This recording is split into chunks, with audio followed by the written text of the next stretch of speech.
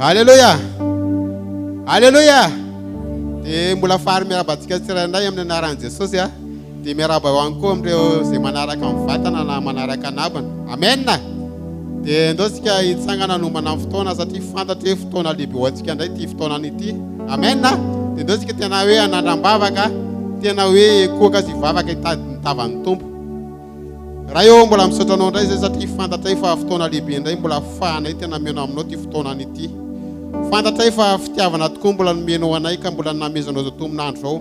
Mbola fahanay indray tena miray anao eto amin'ity toerana ity. Ka naiza Jesosy misy ny tsirairay indray dia fantatra fa eo anao.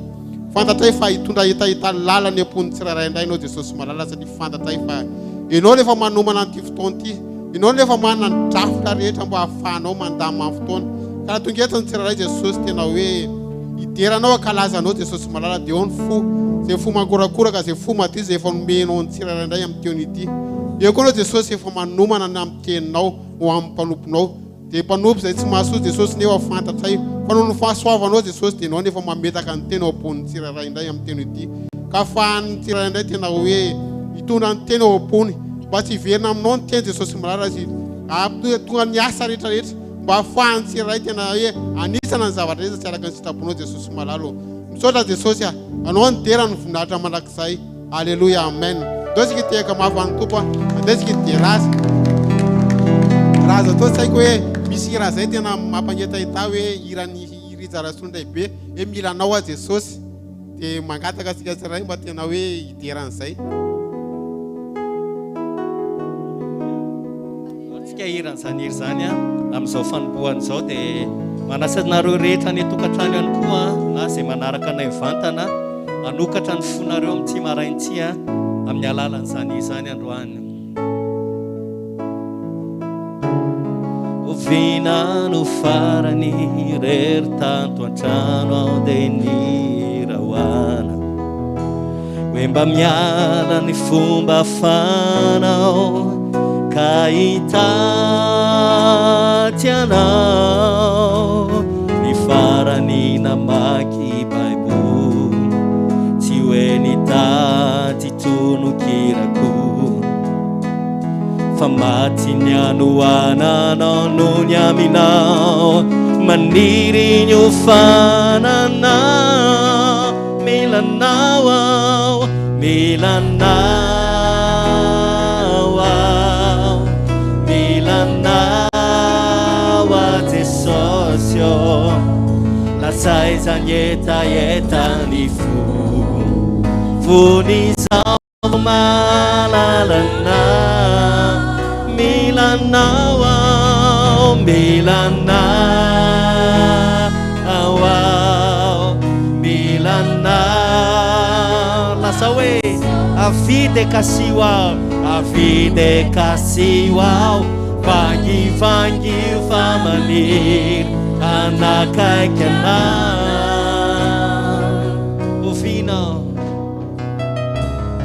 ovina no farany rery tato an-trano nihirahoana hoe mba miala ny fomba fanao ka hitaty anao farany namaky Baiboly tsy hoe nitaty tonokirako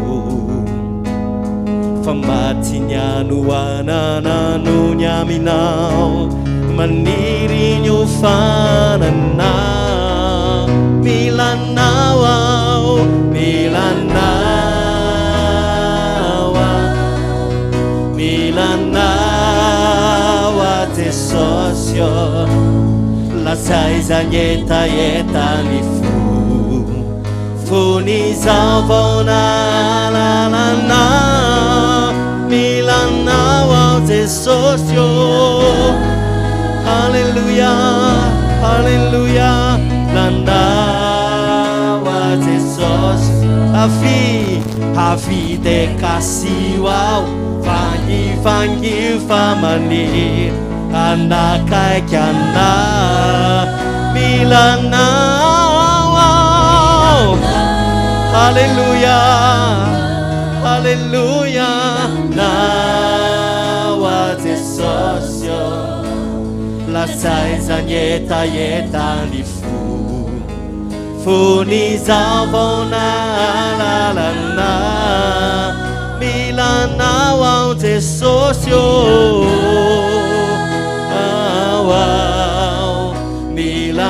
milanao a Jesosy avide kasio ao vangivangi fa maniry anakaiky halleluja tiaka mahafoany Jesosy tsika androany mino fa mila mitombo daholo tsika rehetrarehetra ary mahatonga antsika eto dia noho ny amin'ny tompo amen. En ton nom Seigneur nous sommes là tous réunis devant toi ndoto tsika zay iry zay ho fideratsika an'Andriamanitra fa eto koa tsika noho ny anaran'ny tompo amen.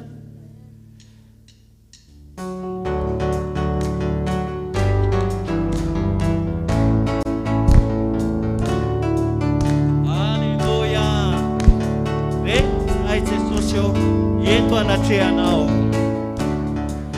ndo ny anaranao re tompo ô dia tafavorizay no ny anaranao re tompo ô dia tafavorizay ho any ray ho any zanaka ho any fanahy voninahitra ho any ray ho any zanaka ho any fanahy voninahitra no ny anaranao re tompo ô dia tafavorizay no ny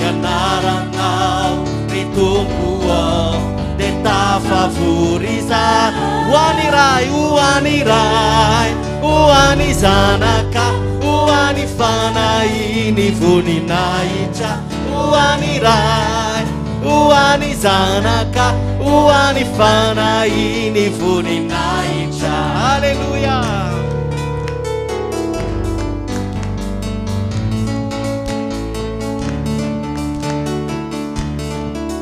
Lazare, en ton nom Seigneur nous sommes là. En ton nom Seigneur nous sommes là, tous réunis devant toi. En ton nom Seigneur nous sommes là, tous réunis devant toi. Honneur au Père, honneur au Fils, honneur à l'Esprit de Dieu puissant. Honneur au Père, honneur au Fils, honneur à l'Esprit de Dieu tout-puissant. Ah, en ton nom Seigneur, nous sommes là, tous réunis devant toi.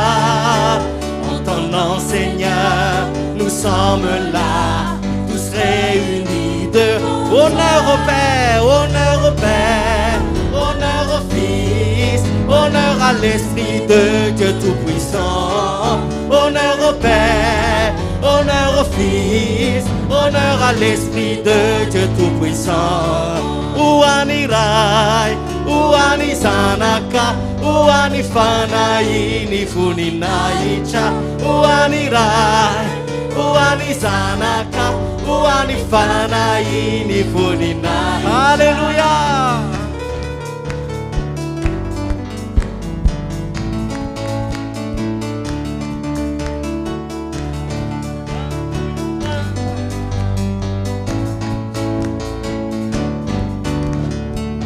Alléluia.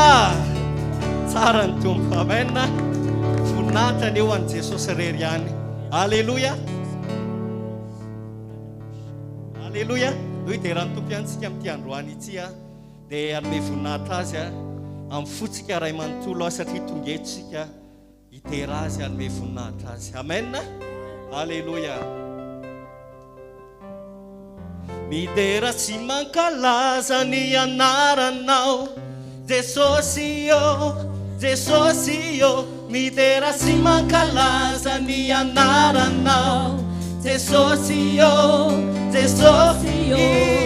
Alléluia, Alléluia, Alléluia, Alléluia, Alléluia, Alléluia, Alléluia, Alléluia, Alléluia, Alléluia. Hosanna, Hosanna, Hosanna, Alléluia, Hosanna. Midera, Hosanna, Hosanna, Hosanna, midera. Alléluia.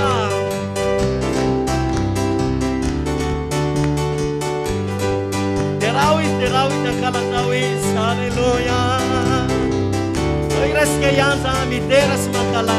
Midera simakalaza ni anaranao Jesosy yo, Jesosy yo. Midera simakalaza ni anaranao Jesosy yo, Jesosy yo. Alléluia, Alléluia, Alléluia, Alléluia, Alléluia, Alléluia, Alléluia, Alléluia. Hosanna, Hosanna, Hosanna, Hosanna. Midera, Hosanna, Hosanna, Hosanna, midera. Lora tsika tiako zany. Alléluia. Jesosy yo, manome voninahitra anao amin'ny fonay manontolo tokoa izahay. Raha misy haja, raha misy dera, raha misy voninahitra tompo dia atolotra ho anao rery ihany zany. Manararaotra an'izao fotoana izao izay tompo entinay ankalazana ny anaranao. Alléluia, Alléluia, Alléluia, Alléluia, Alléluia, Alléluia, Alléluia, Alléluia, Alléluia, Alléluia, Alléluia, Alléluia. Saúde a Jesús. fa tsy misy tokoa ny toanao tompo tonga eto izahay amin'ity maraina ity indray mbola tsy tapitra ny androm-pahasoavanao fa mbola nomenao an'izao fahafahana manokana izao izahay hanandratanay ny anaranao Jesosy mbola afaka hifandraisanay aminao hanararotanay amin'izao androm-pahavelomana izao ihany sy ny anaranao anome voninahitra ny anaranao Alléluia Alléluia Alléluia Alléluia Alléluia Salve Jesus makasitraka anao zahay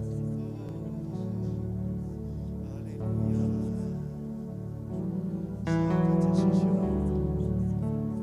Salve Jesus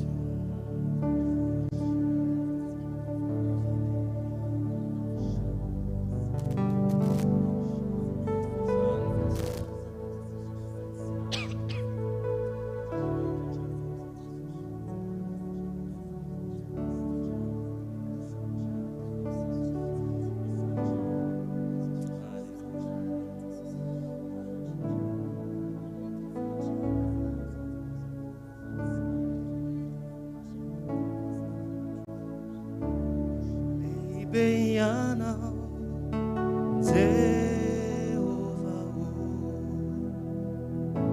tsy takatry ny saina ny herinao eniky ny voninay zao rehetr'izao fa eny tsy airefesina ny falebiazanao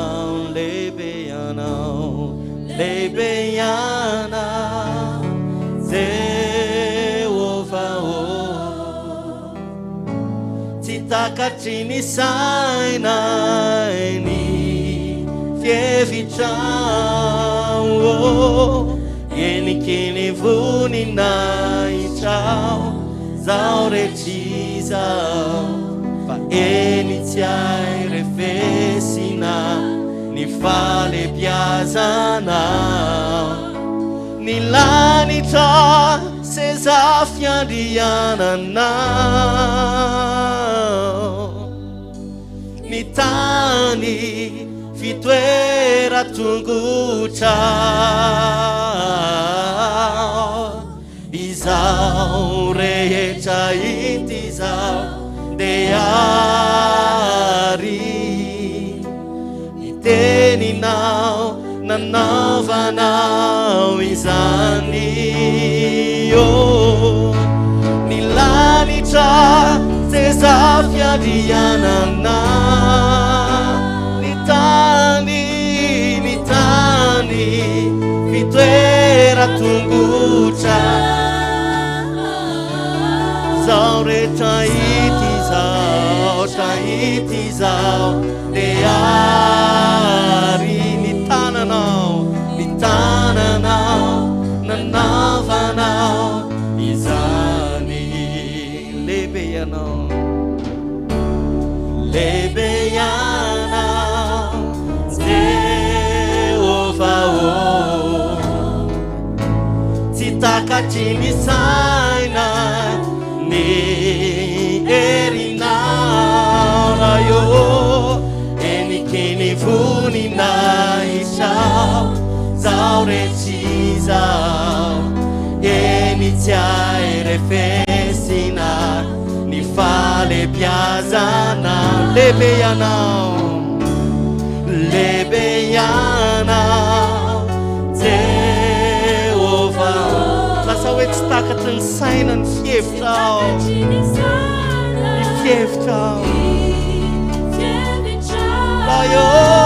Alléluia eniky ny voninay trao zao rehetr'izao fa eny tsy airefesina ny falebiazanao ny lanitra seza fiandriananao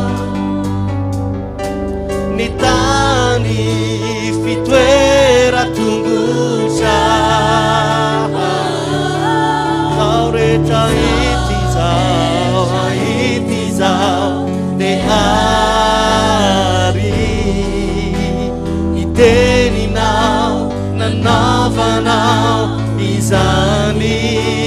lazao ihany hoe ny lanitra zay zaho fiandrianana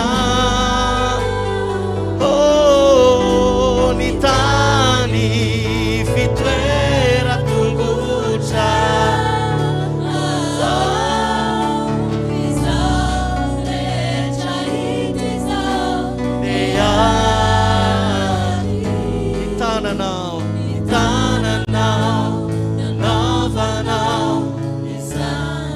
Rehetra iary lazany zany any lanitra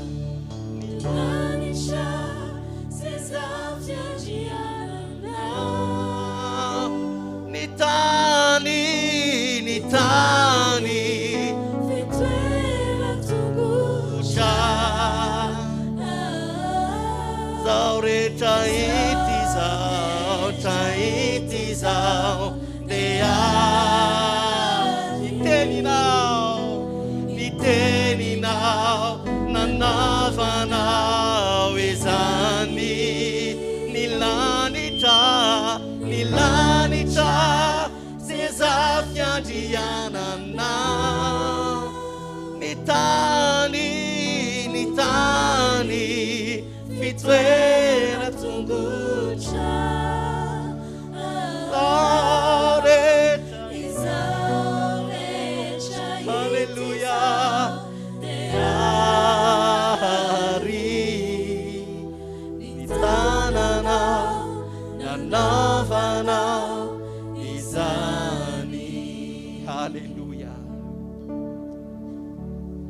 Halleluja.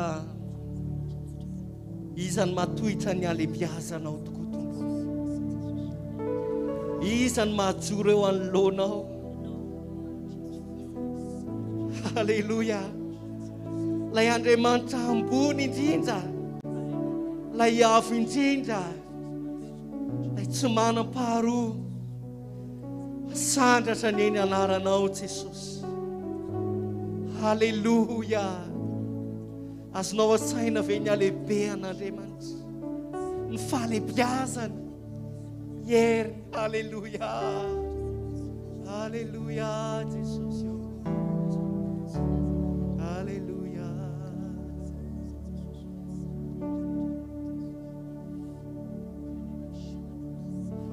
Famanerany zao tontolo izao tsisy hery matohitrana.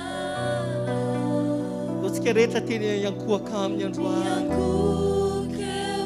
aza atao hira fotsiny zany androany, mandao tena hanana fiankofana azy itsika androany.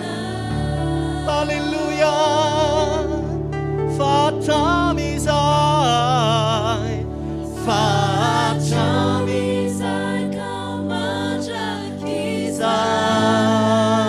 tsy miovy ianao, tsy miovarany herinao.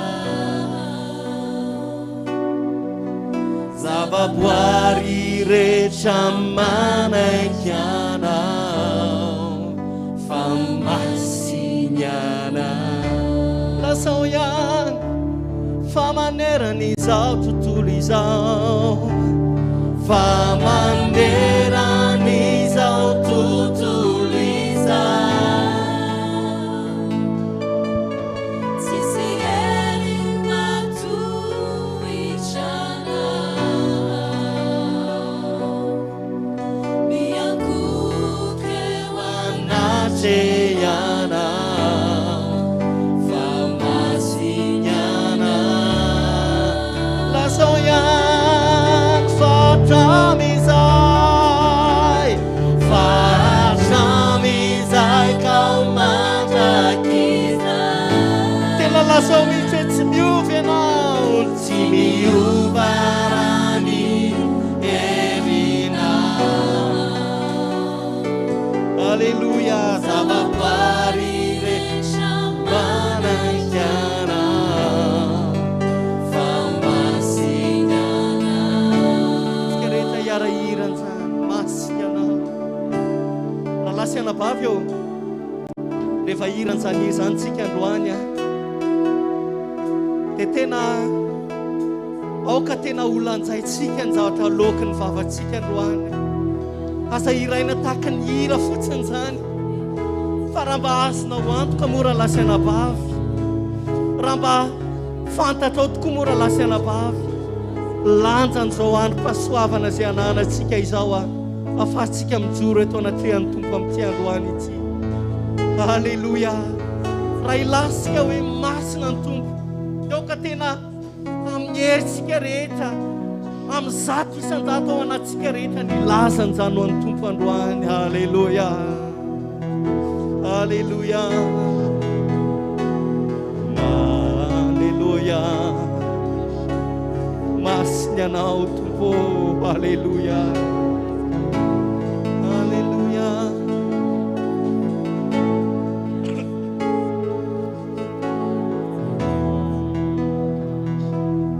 Lazao zany masiny anao.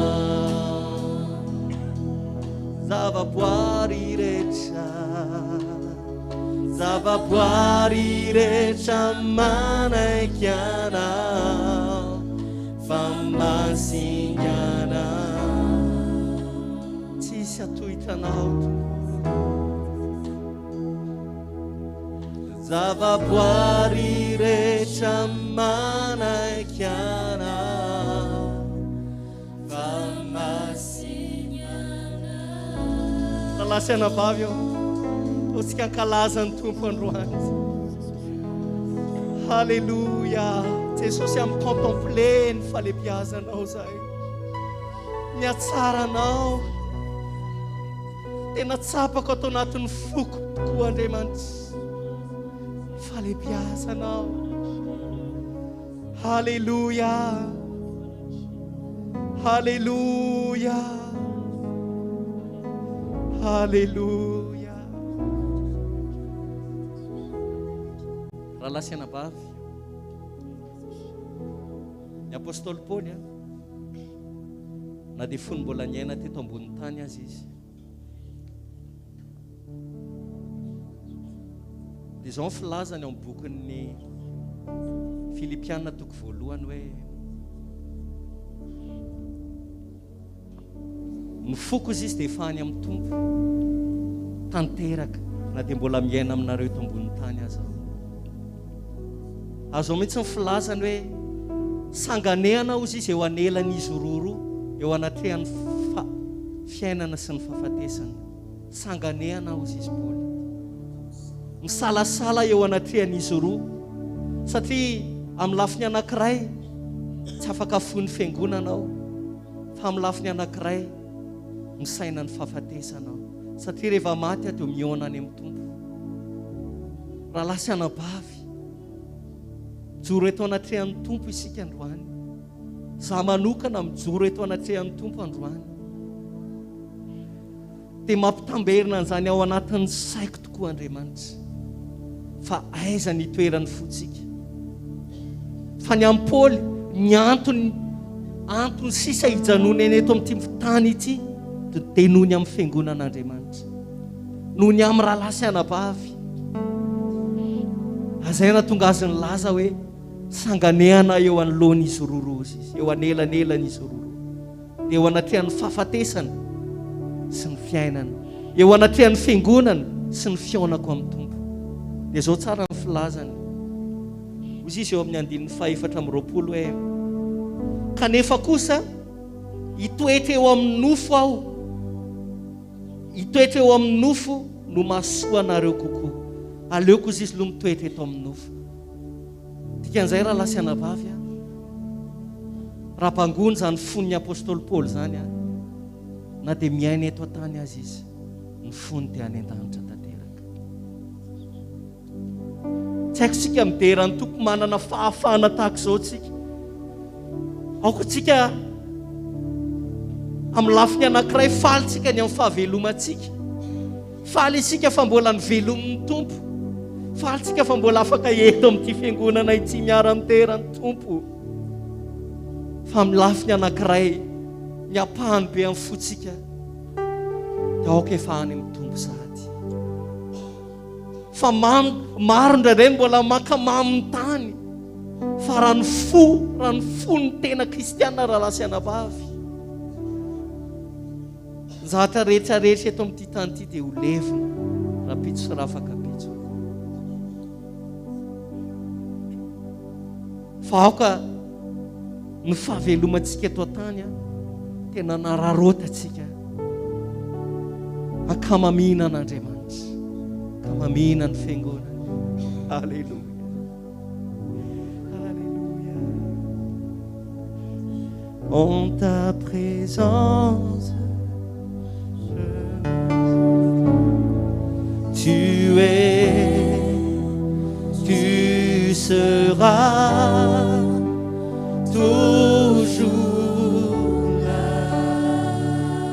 Tout contre toi, tout contre toi,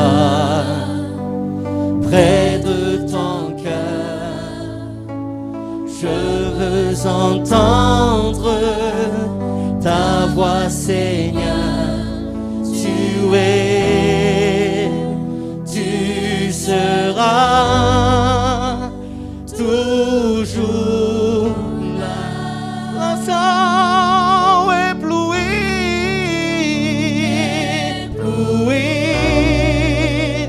devant toi.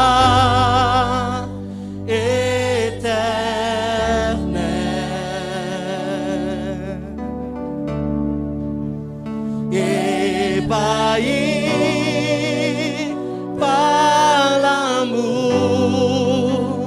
de ton ciel,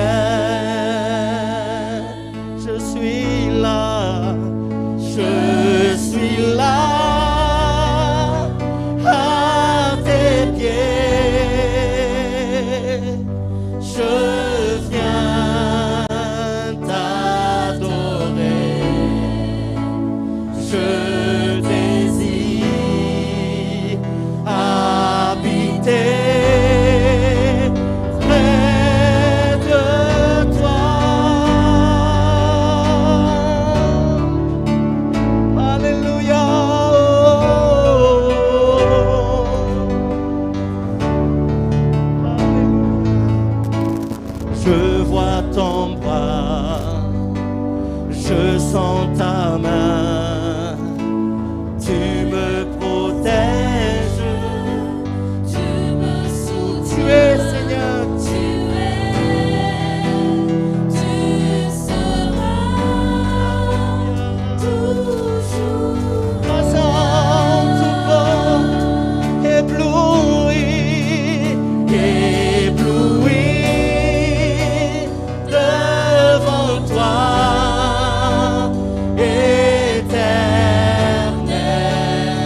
éternel, ébahi par l'amour de ton ciel. Je suis là, à tes pieds. Je viens t'adorer. je désire habiter près de toi, ébloui, ébloui devant toi, éternel. Je suis ébahi, ébahi par l'amour de ton ciel. Je suis là, à tes pieds. Je viens T'adorer. je désire habiter près de toi. Alléluia. Oh,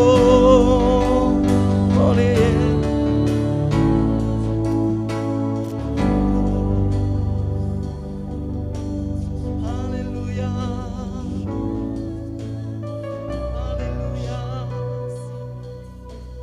Alléluia. Alléluia. Alléluia.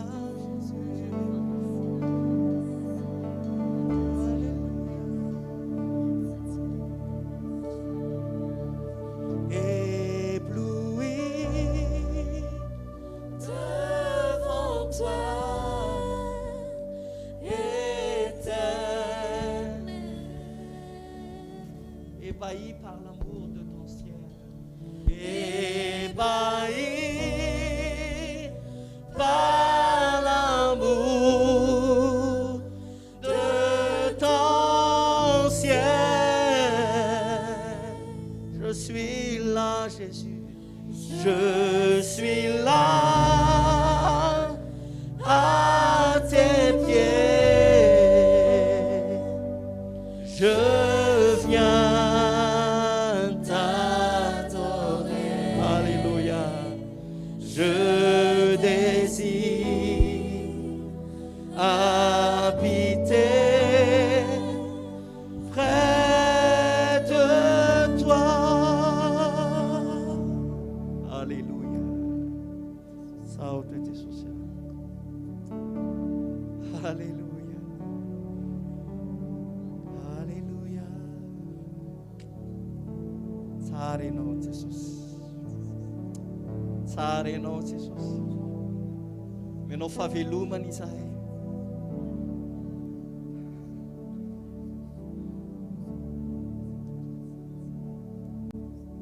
Entina hankalazana anao zany fahavelomana izany. Fa nefa tsarovy izao teny izay aloky ny vavana izao ankehitriny. Fa voalanjana ihany koa ny zavatra teneninay. Fa ny fahafatesana ihany koa no azahoanay tombony.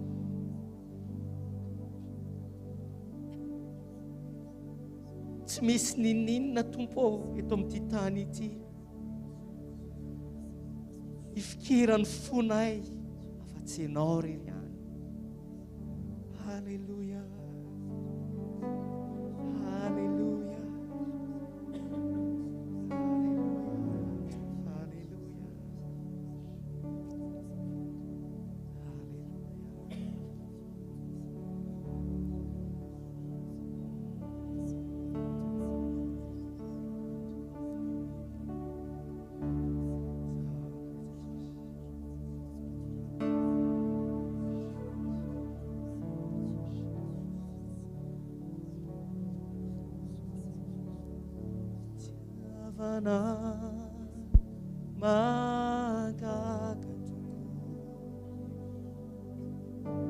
Panjakako zay maty hoahy,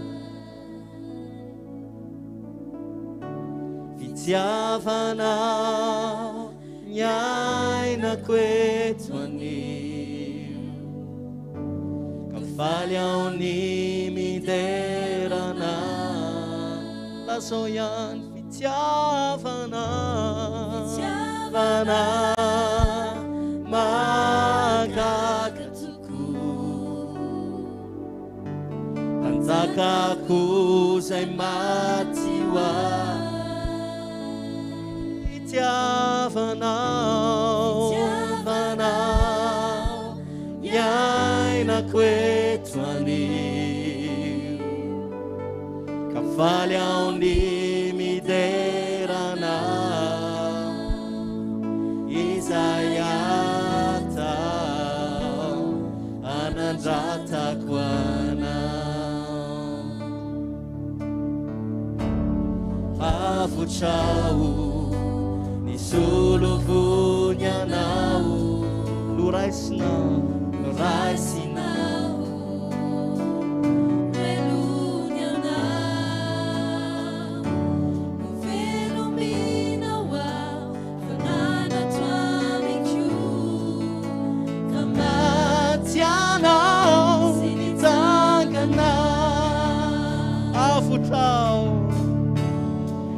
Avotrao ny solovony anao, amen, noraisinao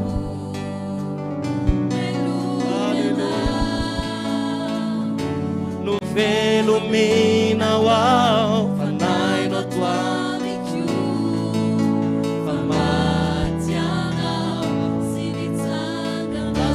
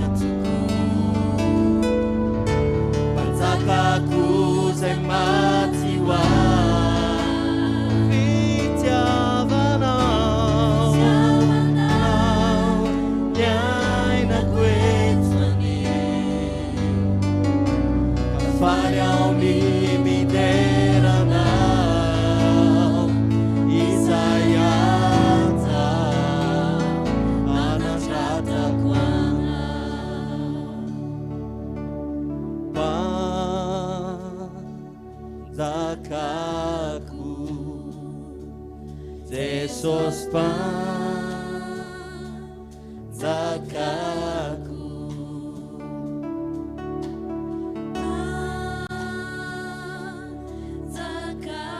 amen. Jesus panzakaku,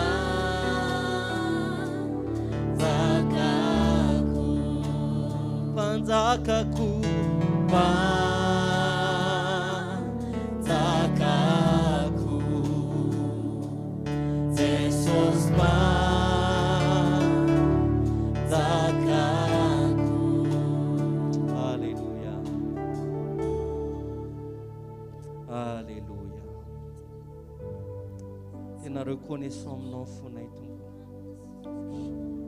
feno fakasitrananao zavatra rehetra.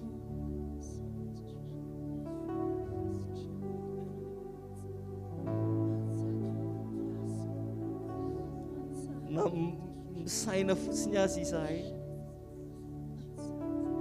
ny amin'ny fanendrenao anay tsiraray avy, ny amin'ny prédestination anao, ka izahay reto isan'antsonao. Oh Jesosy, ampy akasitranay anao zany.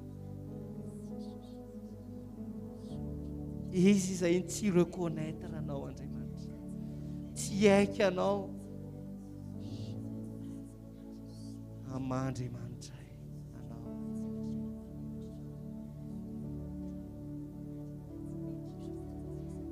Aza vela izy Tompo, zavatra ambony no ianao atao anatin'ny fonay na inona. Lanjao ny fiainan'ny tsiraray avy androany, apetrao ambony mozananao ny fiainan'ny tsiraray avy androany. Daoka samy amantatra ny fony izay fiangonanao Tompo. Raha mbola misy zavatra mihoatra no ianao tao anatin'ny fonay Jesosy, faoko ho zavatra rehetra aminay. Alleluia. Alleluia.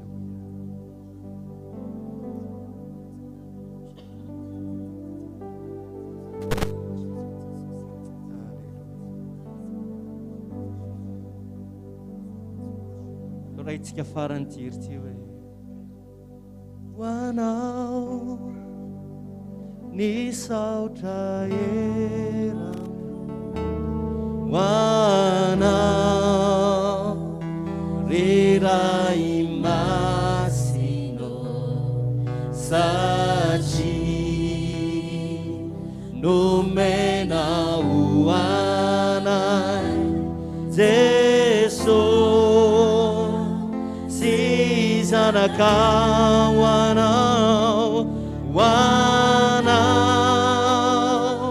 ni saotra erampo, anao riray masino satria nomena ho anay Jesosy. Zanaka fawamini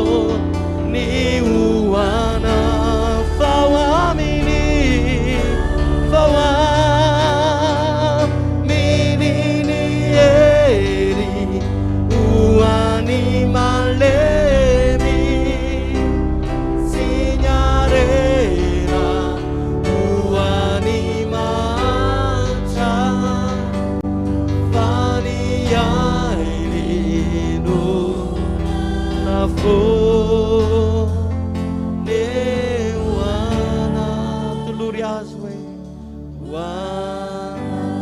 Alleluia. Loy tiaka mafantony.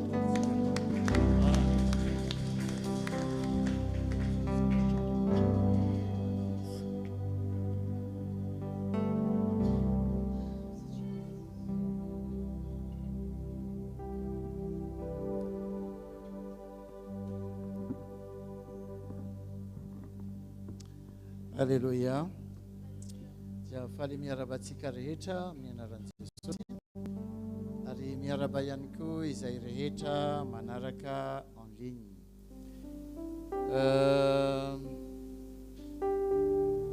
Misaotra ny Tompo satria maly tsika afaka mivory miresaka momba ny fanompona. Ary ny fanompona misy karazana maro. Misy ny toriteny, ny fampahirezana amin'ny alalan'ny tenin'Andriamanitra. Izany hoe misy ny fitoriana ny tenin'Andriamanitra na tsy ampiangonana na ny velany manambara ny famonjena ho an'olona izay mbola tsy mahafantatra ny Tompo. Misy ihany koa ny fotoam-pivavahana izay ataontsika isaky ny alahady, ny fiderana, ny fiankohofana, ny fisaorana, fanomezana voninahitra an'Andriamanitra. Fa anisan'ny fanompona ihany koa dia ny fanomezana ny fanatitra ho fampandrosoana ny asan'Andriamanitra.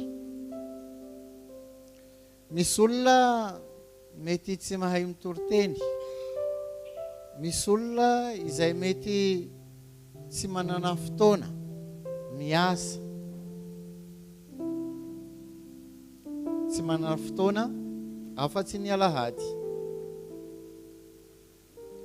Fa misy olona ihany koa izay notahian'Andriamanitra amin'ny lafiny ara-bola. Ary mino fahitsika rehetra dia samy notahin'ny Tompo amin'ny lafiny ara-bola. Amen.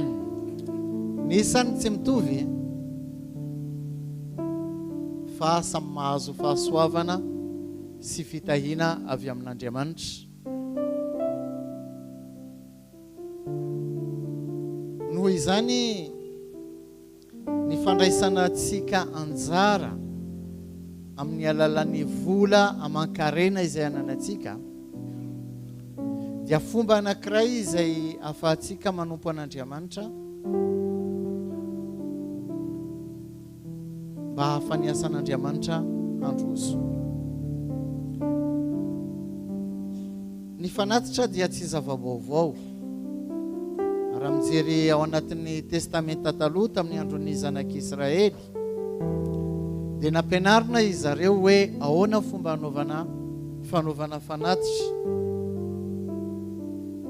Ny fanatitra tamin'izany fotoana izany dia zavatra,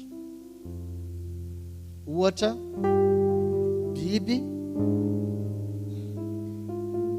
izay atolotra ho an'Andriamanitra ho atao fanatitra dorana, ohatra zay.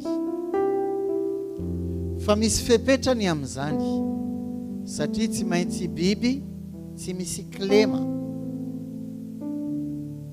Misy ohatra izay nomena ny tenin'Andriamanitra hoe mba omeo an'ny mpanjaka ho fanatitra biby izay somary tapaka ny tongotra na simba ny masoa anankiray. Ho raisin'ny mpanjaka ve zany? Na sahanao ve hanao fanomezana toy izany amin'ny mpanjaka ve?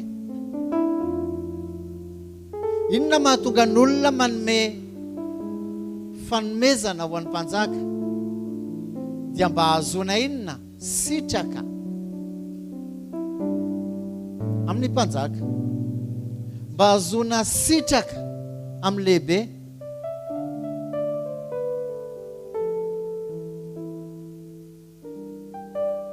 Itsika angamba Andriamanitra tsy mitaky an'izany amintsika, satria ny fanatitra izay ataontsika dia ankahalalahana tanteraka.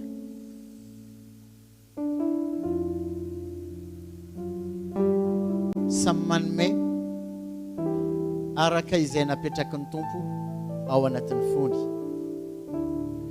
Raha mijery ohatra ihany koa ao anatin'ny testamenta vaovao, raha mamaky andalatsoratra masina anankiray ao amin'ny Korintianina voalohany toko fahaenina ambin'ny folo ka manomboka amin'ny andiny voalohany, izao no voasoratra: ary ny amin'ny famorim-bola ho an'ny olona masina dia mba manova koa ianareo toy izay nasaiko nataony fiangonana any Galatia.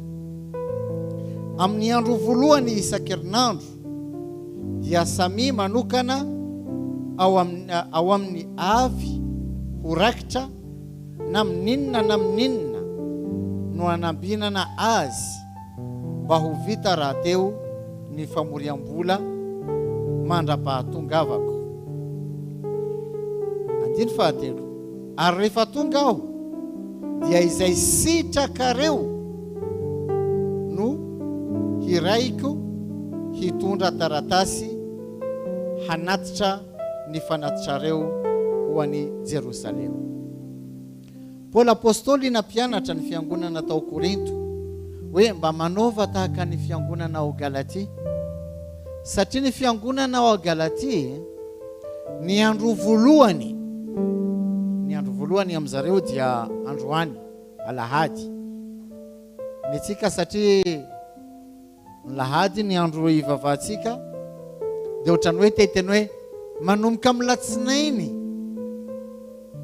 na manomboka amin'ny fotoana izay azonao vola dia atokano ny anjara izay ho an'Andriamanitra, fa tsy hoe avy mividy nofokenakisoa loatry dia ny sisa tavela dia maninona ao vao mijery ny alahady hoe inona no omeko an'Andriamanitra.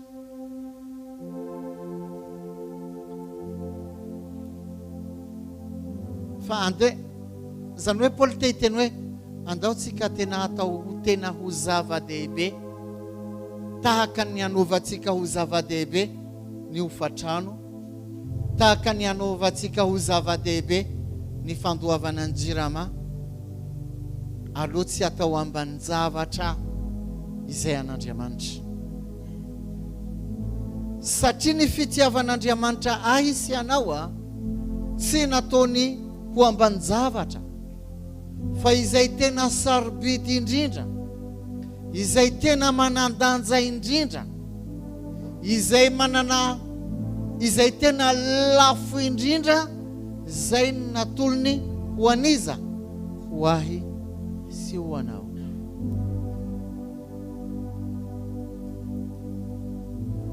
Dia ny fanatitra dia fomba anankiray ahafahantsika hoe tena maneho fankasitrahana amin'Andriamanitra. Zay mahatonga an'ilay hoe ny fanatitra dia atao ankahalalahana, zany hoe fanehoana fankasitrahana.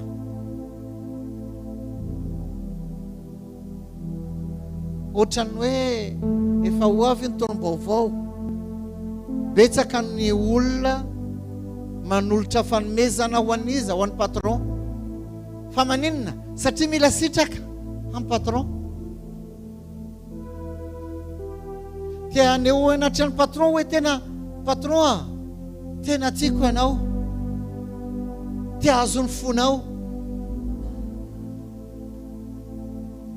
Andriamanitra tsy mitaky an'izany amintsika, fa mametraka liberté. malalaka itsika fa ny fanatitra izay ataontsika isaky ny alahady mampiseho ao anatrehan'Andriamanitra hoe manahoana ny toe-pontsika eo anatrehany atraiza ny fanehoantsika fankasitrahana ny amin'ilay famonjena nataony ho ahy sy ho anao.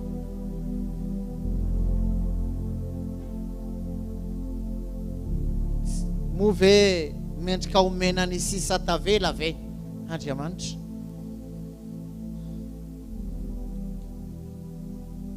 Satria matetika itsika olombelona mety vonina hanome ny fotoana atsika, hanome ny zavatra rehetra,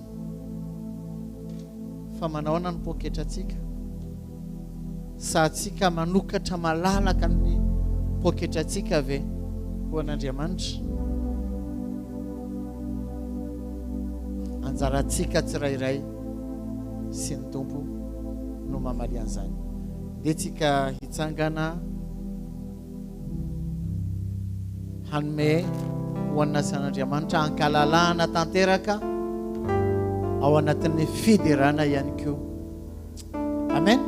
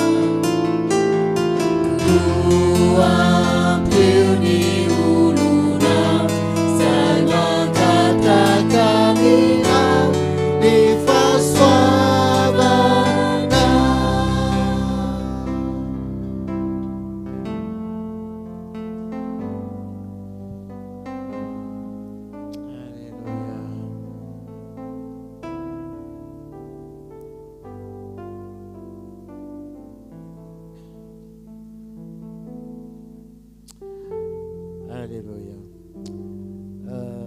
Fanamarinana kely momba ny fomba fanaontsika fanatitra ho atsika amin'ity toerana ity sy ho an'izay rehetra mijery atsika en ligne. Hiova atsoatsy ny numéro afahantsika manao fanatitra en ligne. Zany hoe na edy itsika atao am-piangonana tsy voatery hoe hitsangana hoe za tsy nitondra vola. Raha ohatra ka misy vola ao anatin'ny telefona dia azo atao ihany koa ny mandray anjara ny manao fanatitra amin'ny alalan'ny M-vola. Hisy numéro vaovao atsoatsy numéro M-vola, ary hisy numéro ihany koa Orange Money izay afahantsika hanao fanatitra amin'ny alalan'ny mobile money. Fa ny compte ny banque tsy hiova, io numéro io ihany no ho ampiasaitsika. Tsy hiova io. Fa ny numéro M-vola sy ny numéro ny hanana numéro Orange Money. Zany hoe ny fanatitra, ianao mety mieritreritra hoe so de tratra fakapanaka mampiasa an'le vola, mahazo vola latsinainy na talata na larobia, so de mandeha amin'ny lalakafa. Azonao atao amin'ny andavanandro, tsy miandro hoe ny alahady, azonao atao de tonga de avetrany mandefa M-vola na mandefa Orange Money. Amen. Rehefa kasin'ny tompo ianao dia afaka manompo avetrany ianao, fa tsy hoe miandry rehefa lasa fombafomba mpivavahana zay. Fahitan'ny tompo ny fonao, dia rehefa ao anatin'ny fonao anao mieritreritra hoe ty ataoko fanatitra, dia amin'ny fotoana rehetra dia azonao atao ihany koa ny mandefa ny vola amin'ny alalan'ny Orange Money na amin'ny alalan'ny M-vola na manao virement bancaire amin'ny compte ny fiangonana. Zay angamba no ela dia manasa ny ralafaly ho tonga hampahery atsika amin'ny alalan'ny izay napetraky ny tompo ao anatin'ny fony. Mandroso rala.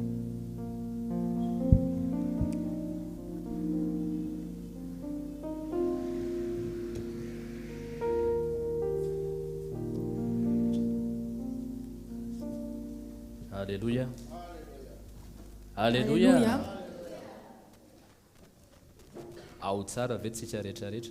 Est-ce que vous êtes bien ce matin? Amen. Amen.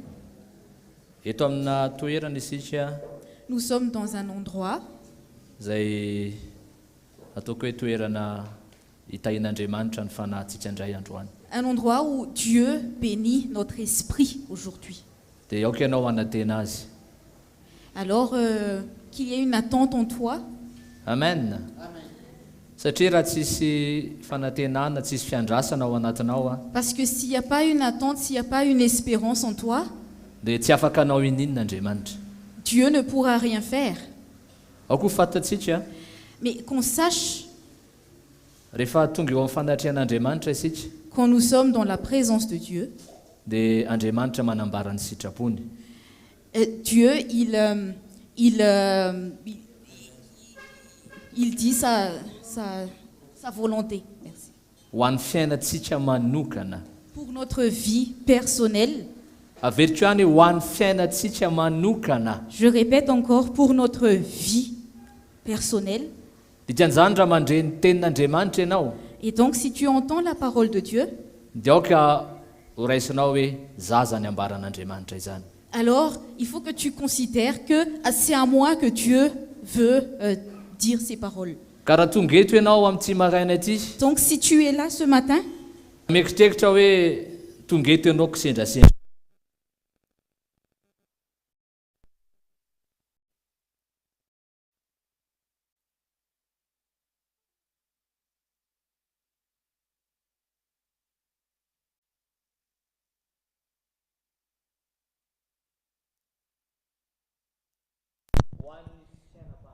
pour ta vie spirituelle. Amen. Amen. Amen. Mino an'izany ve ianao androany? Est-ce que tu crois à cela aujourd'hui? Mino an'izany ve ianao androany raha tena vavy? Frères et sœurs, est-ce que vous croyez à cela? Hoe tsy tonga ho azy eto ianao. Que tu n'es pas venu ici par hasard. Mety niteny ianao hoe tonga eto fotsiny aho amin'izao fotoana izao. Peut-être que tu te dis, non, je suis juste là, je suis venu par hasard, Fa comme mety ça. misy zao raha lasiana vavy mety narary izy mety tonga dia tsy afaka teto izy. Mais peut-être il y en a qui est malade et qui ne peut pas venir ici. Misy koa mety any atokantrano izy amin'izao fotoana izao. Et peut-être qu'il y en a qui sont chez eux Mety tsy afaka tonga teto. et ils ne peuvent pas venir ici. Fa ianao tonga eto amin'ity toerana. Mais toi, tu es venu ici ce matin. Amen. Amen. Manantenan'Andriamanitra raha lasiana vavy anatin'ny fotoana anankiray. Mais dans un moment comme ça, il faut que tu aies une espérance en Dieu. aoka hisokatra foana ny fonao. Que ton cœur soit toujours ouvert. Amen. Amen. Amen. Satria zavatra goavana be, zavatra tian'Andriamanitra ho atao anao androany.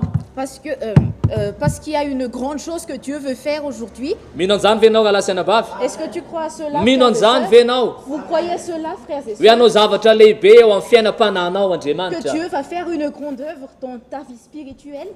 Ao anatina hazakazakitsika rahalasy anabavy. Nous sommes dans une course, frères et sœurs. Ary Andriamanitra dia manafiery atsika hatrany hatrany.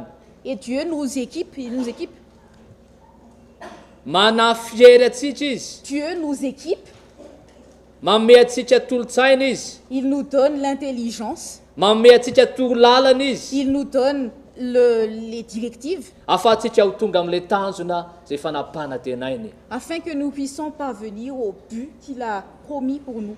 Mety sarotra ilay lalana, Peut-être que le chemin est dur, mety mafy ilay lalana, le chemin n'est pas facile, fa ho iaho hoe mbola eo Andriamanitra. mais Dieu est toujours là. Ilay masy mandidy, Celui qui est souverain, ilay Andriamanitra izay mahita ny zavatra rehetrarehetra eo amin'ny fiainanao. celui qui voit tout dans ta vie, Ilay Andriamanitra izay mahafantatra ny atalalon'ny fonao. celui qui connaît la profondeur de ton cœur, ce qu'il y a à l'intérieur de Ilay toi, Andriamanitra izay nifidy anao. le Dieu qui t'a choisi, Ilay Andriamanitra izay niantso anao. le Dieu qui t'a appelé, Ilay Andriamanitra izay nitondra anao eto amin'ity toerana ity. le Dieu qui t'a conduit dans ce lieu. Ka veriko ihany Alors je répète encore, fa Andriamanitra tsy manaoko sendrasendra Andriamanitra. Dieu ne fait rien au hasard. Amen. Amen. Tsy kisendrasendra matoto tonga eto ianao C'est androany. pas par hasard si tu es présent ici aujourd'hui, Fokana tena azy ianao. mais qu'il y ait une espérance en toi, une attente. Alléluia. Alléluia. Alléluia. Tsara ny tompo. Amen. Le Seigneur est bon. Amen. Tsara ny tompo. Le Seigneur est bon. Totsika maka tenin'Andriamanitra Allons lire la parole de Dieu ao amin'ny filazantsara ny Jaona. dans l'évangile de Jean,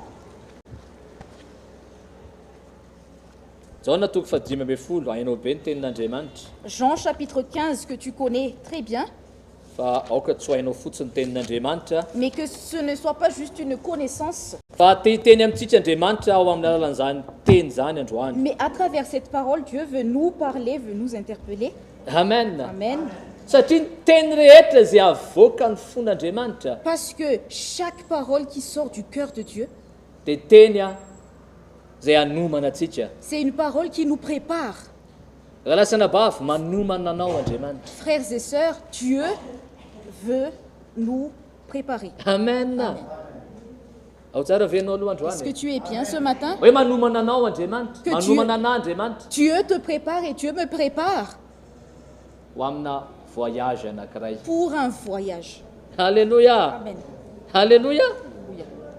Raha misy olona nge andeha voyage zany e, S'il y a une personne qui part en voyage, tena miomana be izy a. il se prépare beaucoup. Tena miomana izy. Il prend son temps pour se préparer, Na ny zavatra hoentiny ary que ce soit ses bagages. dia omaniny zany. Il prépare cela. Fa tsy hoe andeha voyage ary rapitso a, Mais c'est pas parce que je vais partir en voyage demain dia rehefa rapitso vao hanomana an'le entako. et c'est demain que je vais préparer mes bagages. Marina ve sa tsy marina Est-ce zany? que c'est vrai ou c'est pas vrai? Ha? Amen. Amen.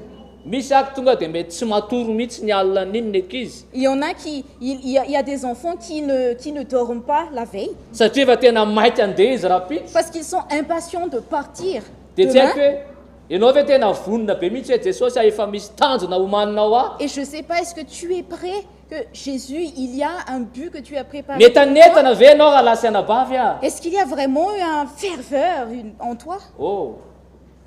Ao tsara ve tsika e? Est-ce que vous êtes Ohatra là? mijery be anahy On fotsiny. dirait que vous me regardez, vous me fixez dans les yeux, mais Mijery be anahy il y fotsiny. a des yeux qui me fixent. Fa misy voyage andehanantsika sy ianao io. Mais il y a un voyage que nous allons faire. Alléluia. Amen. Tsy faly amin'izany ve ianao aloha Est-ce e? que tu n'es pas content? Mampiteitehaka be tena Mais hitanao voyage zany tsika e. ça nous conduit à applaudir, nous allons voyager. Amen. Amen. Amen. Tsara ny tompo a. Le Seigneur est bon. Alléluia. Alléluia. Ndraindray mety misy zavatra sarotra be andalovana eny. Et peut-être on va traverser par des choses difficiles. Mba ho ia hoe misy voyage andianako afaka tsoatsy. Mais moi, je dis, il y a un voyage que je vais prendre Efa akaiky zany. bientôt. Amen. Atao hoe lazana akaikinao efa akaiky zany Dis à ton voisin, ta voisine, ce voyage est bientôt. andao hiomana hoe Allons nous préparer. andao hiomana. Allons nous préparer. Amen. Amen. Amen. Andao hiomana amin'ny zavatra rehetrarehetra. Allons nous préparer à tout. Alléluia. Anomana ny tena andao anomana ny valise misy. Allons préparer nos valises. Alléluia. Dao maka ny tenin'Andriamanitra sika amin'izao fotoana Nous izao allons amin'ny lire ton Jaona toko fadimy amby folo a. Jean chapitre 15, Isika amin'ny andiny voalohany aloha ny tenin'Andriamanitra. verset 1er. Amin'ny anaran'i Jesosy a. Au nom de Jésus, Ny tenin'Andriamanitra hoe zaho tena voaloboka la parole de Dieu dit, je suis le vrai cep ary ny raiko no mpamboatra. et mon père est le vigneron. Ho Jesosy hoe izaho no tena inona? Jésus a dit, je suis quoi? No tena voaloboka. Je suis le vrai cep. Dikan'izany zany misy tsy tena izy zany. Ça veut dire qu'il y en a qui est un faux cep, qui n'est pas vrai. Misy misy tsy Qui izy est, zany. qui est faux. Matoy izy miteny hoe izaho no tena voaloboka. S'il dit qu'il est le vrai cep, Dia misy tsy izy zany. et donc il y a un faux, un contrefaçon. Dia mila mitandrina zany tsika fa Et misy donc- mila mitandrina tsika ty misy tsy izy zany. Et donc nous devons faire attention parce qu'il y a un faux cep. Dao ny tenin'Andriamanitra andininy faharoa hoe ny sampany rehetra eo amiko izay tsy mamoa dia esorina. Et au verset 2, il dit, tout sarment qui est en moi et qui ne porte pas de fruits, il le retranche. Atao inona ny? Qu'est-ce qu'il va faire, Alasana bavy. frères et sœurs? Andriamanitra dia te hanisy tahotra ty anatintsika ty. Dieu veut ramener une crainte en nous. Amen. Te hitondra tahotra ty anatintsika ty Il Andriamanitra. veut emmener une crainte en nous. Tsy hoe hampangovotra hoe Jesosy hoe tena matahotra be an'izany a. C'est pas pour nous emmener une peur où on va trembler, Fa misy fanajana ny tompo aty anatintsika ty. mais il y a un respect du Seigneur en nous. Amen. N'aiza n'aiza mety misy atsika. Peu importe où nous sommes, N'aiza n'aiza mety tsy ahitan'ny olona atsika. peu importe les gens ne nous voient pas, Fa mbarany tenin'Andriamanitra mais la parole de Dieu dit, ny sapany rehetra eo amiko izay tsy mamoa dia esorina ozy izy. tout sarment qui est en moi et qui ne porte pas de fruits, il le retranche. Andriamanitra dia tena miantso atsika raha lasana bavy mba Dieu- amoa. Dieu nous appelle à porter du fruit, frères et sœurs. Amen. Lazaonao akaikinao hoe Andriamanitra miantso azy ianao amoa. Dis à ton voisin, Dieu nous appelle pour porter du fruit. Alléluia. Alléluia. Eritrereto zany e. Pensez, frères et sœurs, Zao sy ianao a dia toaka hoe tonga dia letchi ngamba ty letchi misy amin'izao fotoana izao. Letchi be anankiray ianao. considère que tu es un litchi. Han? Namboly letchi a J'ai planté du litchi dia normal be a fa miandro vokatra avy amin'io a. et c'est normal que j'attends du fruit. Tena miandro vokatra avy amin'io letchi io a. Et j'attends du fruit, ce litchi. Satria raha mamboly letchi anankiray a raha ny tena marina dia après 10 taona na 3 taona dia tokony efa hamoa io. Parce que si je plante un litchi, normalement après 3 ou 5 ans, cela doit porter du fruit. Kanefa tonga ny 3 taona 10 taona Mais après 3 ou 5 ans, tsy nisy voly izy. il n'y a pas eu de fruit. Dia ahoana keny eritreretin'le zaly namboly anazy? Et qu'est-ce que moi je vais penser à cela, moi qui a planté? Hoe tena tsy namoa mihitsy le letchi a. En fait, le litchi n'a pas porté de fruits. Dia ozy ny tenin'Andriamanitra hoe ndraindray tena alao ty esorina eto mihitsy fa manimba an'le tany. Et la parole de Dieu a dit, je vais retrancher parce que cela abîme la terre. Raha lasana bavy Frères et sœurs, mametraka tahotra ty anatintsika Andriamanitra amin'ity maraina ty. Dieu amène une crainte en nous ce matin. Mety tonga eto amin'ity toerana ty tsika isaky ny alahady. Peut-être que nous venons ici tous les dimanches, Fa ho ny tenin'Andriamanitra hoe Andriamanitra dia miantso atsika mba tena amoa voa. mais la parole de Dieu nous appelle à porter du fruit. Amen. lazao nakaikinao hoe andriamanitra dia miantso antsika mba hamoa. Dis à ton voisin ou ta voisine, Dieu nous appelle pour porter du fruit. Hamoa voa. Pour porter du fruit. Fa tsy eto tsika dia ohatran'ilay tsisy inona fa mandravona feno ravina be Mais fotsiny. c'est pas comme si on est là et comme un litchi avec plein de feuilles, mais il n'y a Fa pas de tsisy fruit. ninona mihitsy. Mais il n'y a rien. Fotony tenin'Andriamanitra hoe Andriamanitra Mais la ny parole de sampany rehetra dia isika izany. Isika ilay sampany ambaran'ny Mais tenin'Andriamanitra. selon la parole de Dieu, tout sarment, et ce sarment, c'est nous, chacun de nous. Rehefa tsisy voa dia maninona esorona izy. Si ça ne porte pas de fruit, on le retranche. Ka lasana bavy mampitandrina antsika Andriamanitra amin'izao vaninandro faran'izao. Frères et sœurs, en ces derniers temps, Dieu nous met en garde. Halleluja. Alléluia. Mampitandrina antsika tsy raha avy Andriamanitra. Il Zaho anatin'izany. Il nous met en garde, moi y compris. Aiza ho aiza tsika manoloana an'izany tenin'Andriamanitra izany. Où sommes-nous face à cette parole? Aiza ho aiza ny misy atsika tsy raha avy ireo. Où sommes-nous, chacun de nous? Andriamanitra tonga eto androany tsy ndia hiteny hoe tsy maintsy tanteraka tsika. Si on est là ce matin, Dieu ne veut pas dire que nous devons être parfaits. Tsy resaka fahatanterahana ny resako ao Ce n'est pas une anatin'izany. question de perfection. Fa raha lasana bavy tena mila mitombo isika ary mila mamoa isika. Mes frères et sœurs, nous avons besoin de grandir, de porter du fruit. Tsy ny fahelako tao anatin'ny fiangonana. C'est pas mon ancienneté au sein de l'Église. Tsy efa ela be any tato amin'ity fiangonana C'est ity. pas parce que ça fait longtemps que je suis à l'Église. Tsy mety hoe tsy hoe izany efa tena rehefa mibavaka tonga za efa feno vavaka be za tena mifadianina be. C'est pas une question que moi, je suis plein de prières et je jeûne beaucoup.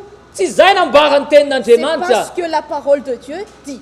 Satria be da be ny olona raha lasana bavy. Parce qu'il y en a beaucoup, frères et sœurs, Zay mieritreritra hoe tena indralahy iny tena feno vavaka be indralahy iny. et qui pensent, tel ou tel frère, il est plein de Fa prières. tena fadianina be indralahy iny. Il jeûne beaucoup. Tsara zany. C'est bien. Tena tsara zany. C'est bien. Fa mila mijery ny ao anaty sitra izy. Mais nous devons nous examiner ce qu'il y a à l'intérieur de nous. Amen. Amen. Halleluja. Alléluia. Ambany tenin'Andriamanitra ary toa mamaky ny tenin'Andriamanitra isika. Fo tenin'Andriamanitra hoe fa ny sampany rehetra izay mamoa koa dia amboariny mba hamoa bebe kokoa. Et la deuxième partie du verset 2, et tout sarment qui porte fruit, il les monte afin qu'il porte encore plus de fruits. Efa misy efa mitondra vozy ny tenin'Andriamanitra. Il y en a qui portent déjà un fruit selon la parole de Dieu. Toy ny tenin'Andriamanitra hoe mbola toy indray rehefa avy eo Et qu'est-ce qu'il fait encore dia selon la mbola parole de Dieu? amboariny ihany. Il les monde. Amboariny ihany. Il les monde. Mbola manamboatra ihany Andriamanitra. Il les monde encore.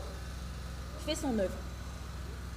Dikan'izany zany Andriamanitra dia mbola tia nitondra vo bebe kokoa hatrany ianao. Cela signifie qu'il veut encore que tu portes encore plus de fruits. Tsika zany tokony tsy hiteny hoe tompo tena efa ao tsara zaho a. Nous ne devons pas dire que moi je suis bien, je suis OK. Tena efa ao tsara amin'izao Jesosy a. Je suis bien Jésus. Je suis Efa satisfait. tena efa mandany tenako ao amin'izao fotoan'izao. Je me renie moi-même. Efa mitondra ny azo fijaliana amin'izao fotoan'izao. Je porte ma croix. Efa ao tsara tompo. Je suis bien. Fa ozy ny tenin'Andriamanitra hoe zay efa mamoa Mais la parole de Dieu dit, tous ceux qui portent du fruit, dia mbola amboariny ihany. il va l'émonder. Encore. Alléluia. Il fait encore son œuvre et il émonde. Manamboatra ihany Andriamanitra. Il émonde. Satria ny tanjon'Andriamanitra Parce que le but de Dieu, dia tena moa be da be ianao. c'est que tu portes encore plus de fruits. Alléluia. Ny vo voalohany ambaran'ny tenin'Andriamanitra. Et le premier fruit, selon la parole de Dieu, Ao amin'ny filazantsara ao Matthieu toko fahatelo andiny fahavalo dans l'évangile de Matthieu, chapitre 3, verset 8, amin'ny anaran'i Jesosy. Koa mamoaza vo mendrika ny fibebahana ianareo izy izy. au nom de Jésus, produisez donc du fruit digne de la repentance. Koa mamoaza vo mendrika ny fibebahana ianareo. Produisez donc du fruit digne de la repentance. Raha lasiana bavy ao, Frères et sœurs, raha efa tena nandray an'i Jesosy ianao, si tu as vraiment accepté Jésus, dia tokony hisy voivoaka ny ivelany.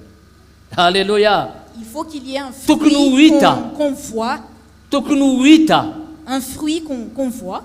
hoe io raha lafaly io dia efa teny fanandray an Jesosy izy. Que frère Fali, il a vraiment accepté Jésus. Amen. en tant que Jésus. Amen. Amen. Hita eny ivelany zany On voit cela à l'extérieur. ny fiovam-pon'ny olona anankiray izy. Le fait qu'une personne soit née de nouveau, Dia misy vo hita eny ivelany eny. il y a un fruit qu'on voit à Alléluia. l'extérieur. Alléluia. Za tsy miresaka ny mety hoe fahalemena kelin'le olona. Fa hoy aho hoe raha misy zavatra fahotana ny ainan'le olona dia hita fa efa niala tao anatin'izany izy. Je ne parle pas d'une petite faiblesse, mais si cette personne a vécu dans un péché, on voit qu'il a changé. Efa misy fiovana, efa misy vo. On voit qu'il y a un changement en lui, il y a un fruit qu'on voit en lui. Amen. Amen. Amen. Amen. Zay mihitsy nambaran'ny tenin'Andriamanitra. Et c'est ce que la parole de Dieu dit. Mamoazy vo mendrika ny fibebahana ianareo. Produisez du fruit digne de la repentance. Vo anankiray zany raha lasianabavy. Ça, c'est un fruit, frères et sœurs. Alléluia. Averiko ihany fa tsy miresaka fahatanterahana eto. Je répète encore, on ne parle pas de perfection, Fa miresaka eto androany hoe tokony zavatra efa vo efa hita eny amintsika tsiraray avy. mais il faut qu'il y ait un fruit qu'on voit, Hoe tena en nous, mibebaka marina isika. que nous sommes vraiment repentis, Tena nibebaka marina ny amin'ny fahotantsika. que nous nous sommes vraiment repentis de nos péchés. Alléluia. Alléluia. Alléluia. Alléluia. Dia efa mandeha amin'le lalana. Et nous marchons dans le chemin, Le amin'ny fahatanterahana ozy ny tenin'Andriamanitra. dans le chemin de perfection selon la parole de Dieu. Amen. Amen. Ao amin'ny Galatianina toko fahadimy a. Dans Galates chapitre 5, Andiny faharoa amby roapolo ka hatramin'ny fahatelo amby roapolo. au verset 22 et 23,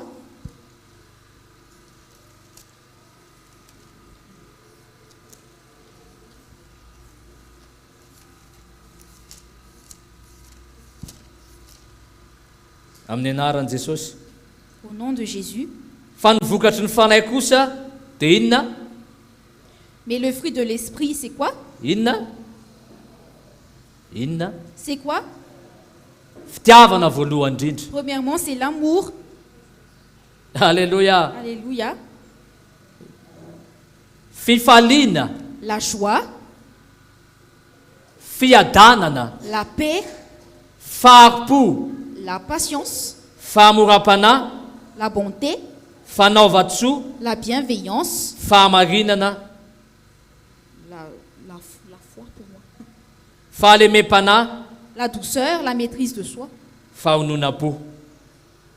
la maîtrise de soi. Alléluia. Alléluia. Eo le vokatra, C'est ça les fruits.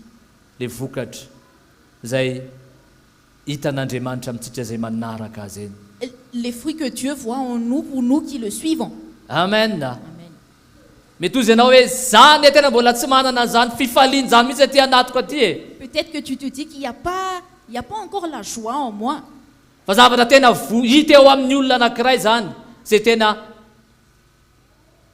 lay sampany tafaray amin'ilay voaloboka. Mais c'est un fruit qu'on devrait voir chez le cep qui est vraiment attaché au sarment. Alléluia. Alléluia. Alléluia. Alléluia. Galasianabavy a Frères et sœurs, raha miaraka eto isika tsiraray avy a si nous quittons ce lieu, miaraka eto isika si nous sommes ici ensemble, ny tena marin'Andriamanitra araky ny teniko teo dia misy asa ataon'Andriamanitra ny anatisika any. c'est qu'il Tsiraray avy any y a une œuvre que Dieu fait en chacun de aty nous. anatiko aty Que Dieu est en train de faire. Alléluia. Sika tena mila manaitra an'izay asa ataon'Andriamanitra izay. Et nous avons besoin d'accepter cette œuvre que Dieu fait. Mamela an'Andriamanitra hiasa ao anatiko ao. Laissez Dieu faire son œuvre en nous. Tena velako Andriamanitra tena mety marary aniko le izy Je laisse le Seigneur faire. Peut-être que ça me fait mal et c'est dur. fa zay le asa ataon'andriamanitra mba amoazako rehefa avy eo Mais c'est ça l'œuvre que Dieu fait afin que je puisse porter du fruit plus mety tard. misy vokany fanahy be da be eto ambalako amin'ny galatiana toko fadiny teo Au Galates chapitre 5, il y a beaucoup de fruits de l'esprit. fa raha tsy mamela an'andriamanitra hiasa ao anatiko a Mais si je ne permets pas à Dieu de faire son œuvre en moi, dia tsisy vokatra hivoaka zany eo alors il n'y aura pas de fruits. fa hijanona ao kristianina io foana Mais je vais rester le même chrétien, dans le même état. alleloia hijanona io foana mety ho tondro eo foana hivavaka foana Et je ne change pas. Peut-être que je viens ici, je prie, fa hijanona amin'ny etahako iny foana mais je reste toujours dans mon état. alleloia Alléluia. alleloia valasana bavy tena te hitany fanahintsika andriamanitra Frères et sœurs, Dieu veut vraiment bénir notre esprit.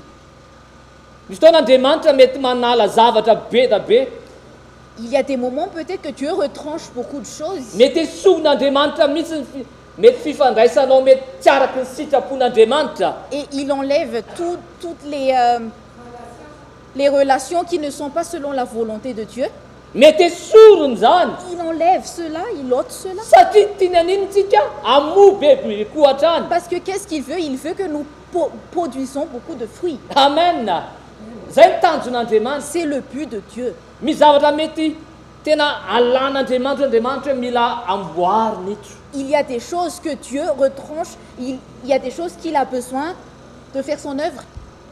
zay teniko hoe mila mito miasa ao anatintsika C'est foan'andriamanitra pour cela que je dis qu'il a besoin de continuer son œuvre en chacun de nous. mandra-pahatonga anazy eny amin'ny raha ao any lanitra io alleloia Jusqu'à ce qu'il Tim revienne John. sur les nuées.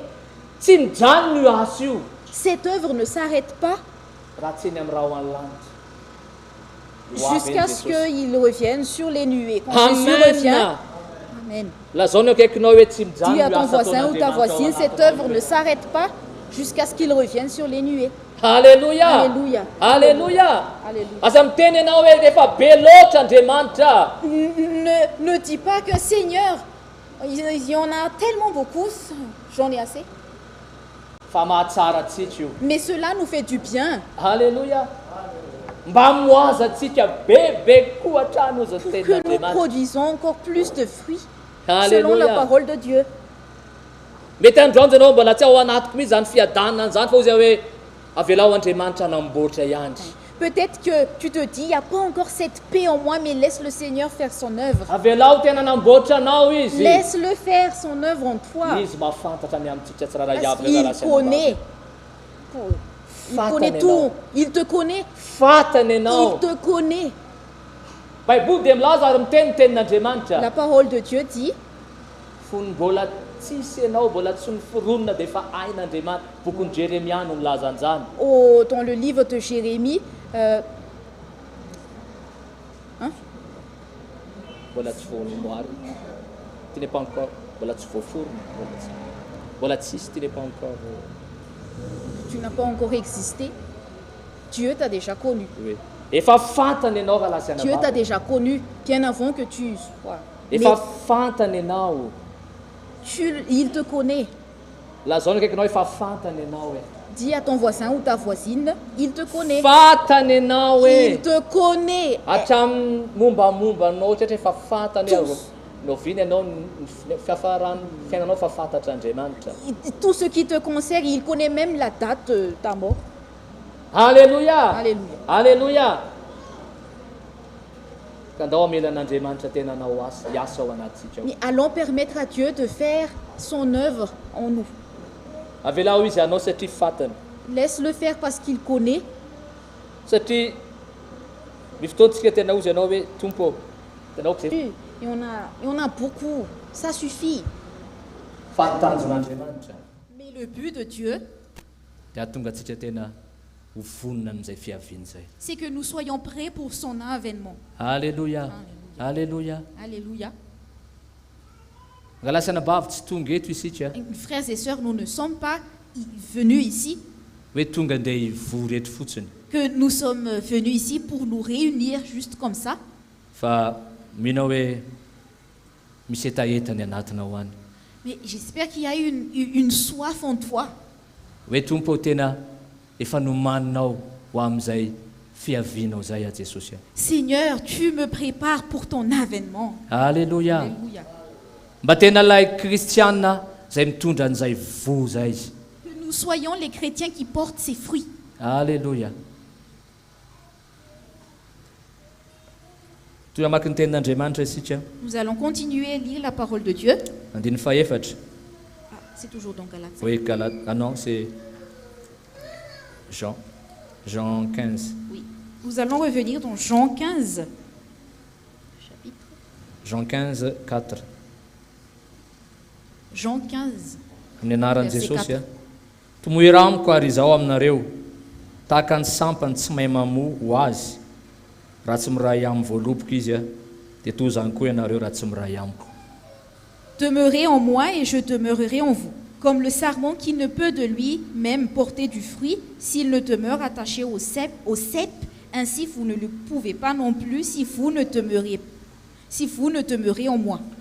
Ndao jerentsika fotsiny raha lasana bava hoe misy hazo anankiray ito Allons considérer, il y a un arbre dia tapahantsika ilay sampany et nous allons couper les branches. dia mbola velona ve ilay sampany tapahany iny? Est-ce que cette branche sera encore vivante? Mbola velona ve ilay sampany?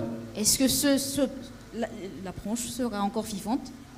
Mbola velona ve aloha e? Aninona kay ny sampany iny rehefa avy eo? Aninona? Cette E branche-là, maina. elle sera sèche. E maina iny sampany iny. Sèche.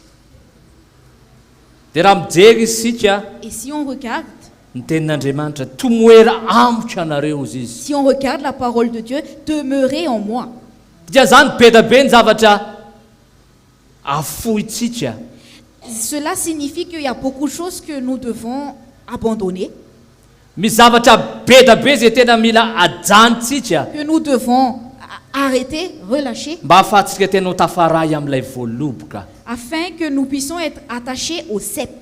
Zay ny tanjon'Andriamanitra C'est le but de Dieu, mba ahafahan'ilay fiainan'i Jesosy a ho tonga ao anatisika ao. afin que la vie de Jésus soit manifestée en nous. Alléluia. Alléluia. Alléluia. Alléluia. Satria raha tsisy an'ilay fiainan'i Jesosy isika dia maninona?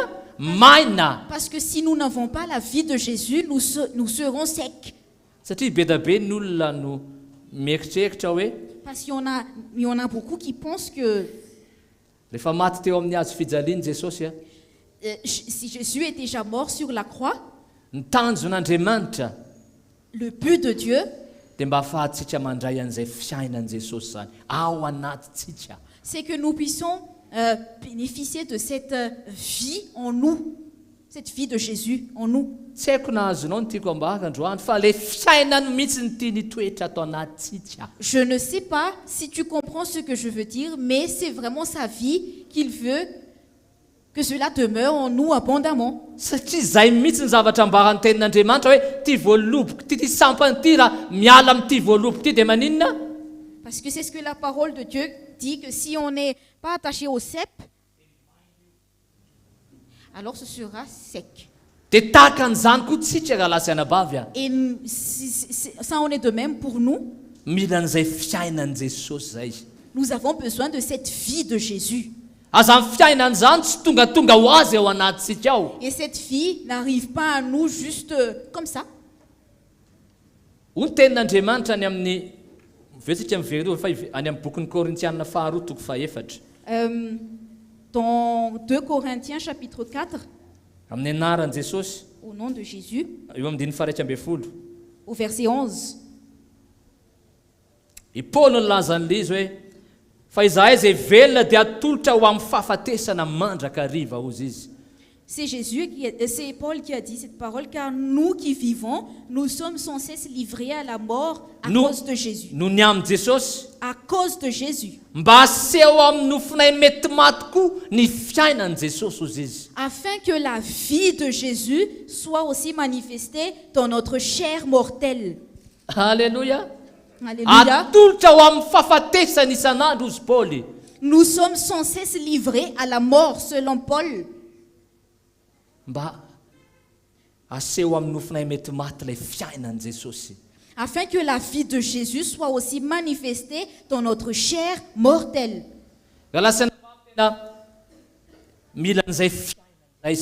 Frères et sœurs, nous avons vraiment besoin de cette vie de Jésus pour que nous produisons du fruit.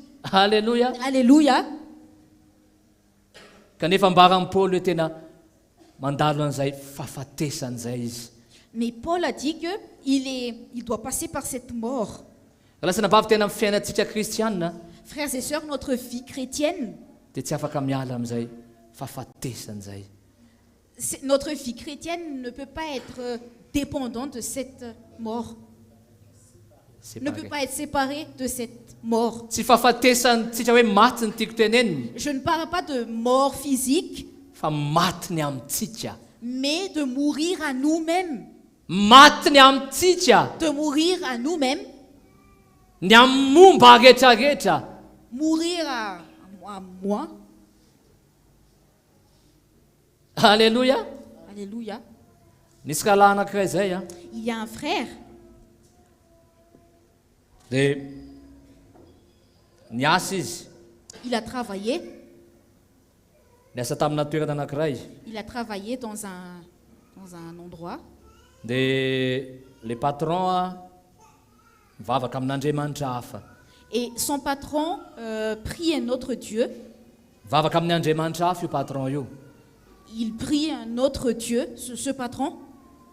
Dia le patron tena manao tsinitsinina le mpiasa, ny mpiasa rehetrarehetra mihitsy. Et le patron maltraite les employés. Tena manao toaka hoe toetra tsy zaka mihitsy moa zany e. Il a vraiment un mauvais caractère. Dia ny fotoana ilay kalany teny tamiko hoe eto ambavaka fa tena mila asa hafa hozy izy. Et ce frère-là m'a demandé de lui porter en prière parce qu'il se dit qu'il a besoin d'un autre travail. Tena mila asa hafa hozy izy fa tena mafy le zavatra rehetrarehetra ato. Qu'il a besoin d'un autre travail parce que c'est tellement dur là où il est. Dia nao natamiko izy farany teo. Et récemment, nous nous sommes rencontrés. Dia niresaka be da be tamiko izy a. Et il m'a parlé. Dia fantatro hoe ny fony mihitsy ny tena voakasika tao anatin'le izy. Et je sais que c'est vraiment son cœur qui a été touché. Naloto ny fony. Son cœur est devenu impur. Tena naloto ny fony. Son cœur est gâté. Manoloana an'ilay patron. Face au patron. Dia rehefa nao Envers le nataminy a. patron. Et quand je l'ai rencontré, Dia niresaka taminy avy eo. et j'ai parlé avec lui, Efa nivavaka tsika hoe azo asa vaovao ianao. nous avons déjà prié pour que tu puisses avoir un autre travail. Fa mbola ao ianao amin'izao a. Mais tu es encore là, en ce moment.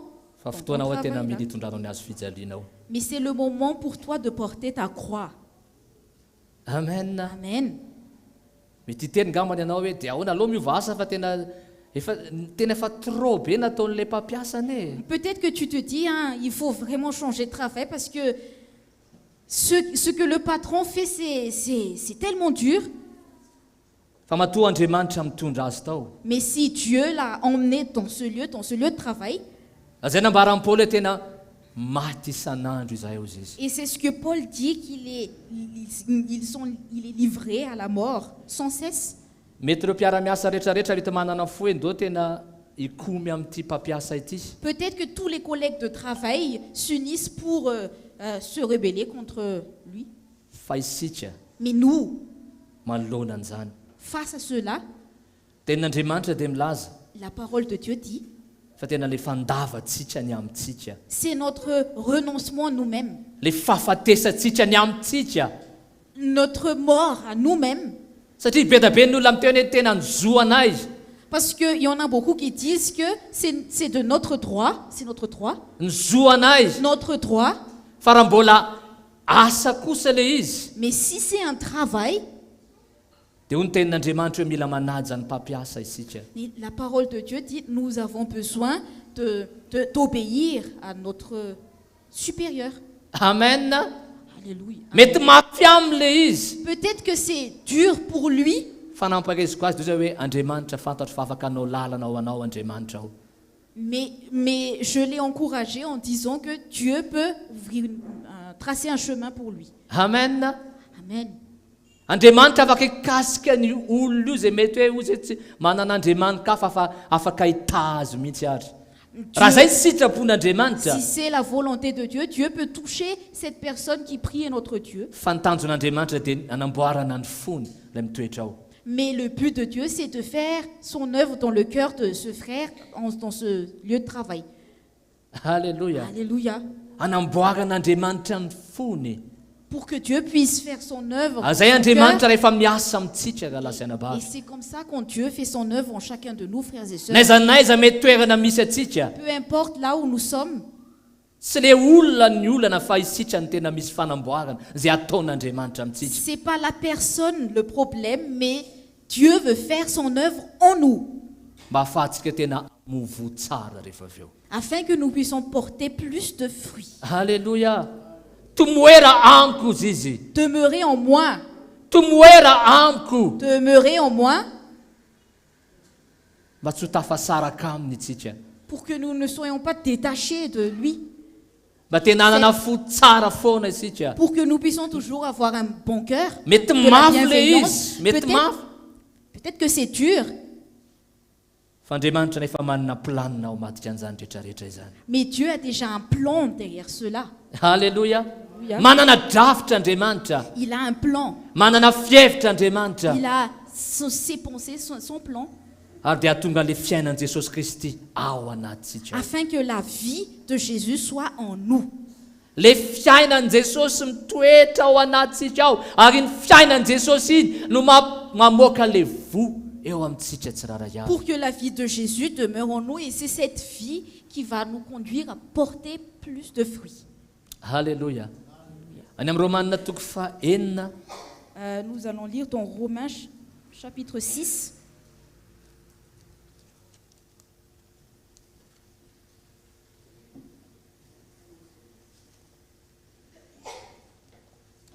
Ho ny tenin'Andriamanitra eo ny 7 Au ka verset hatramin'ny 3 5.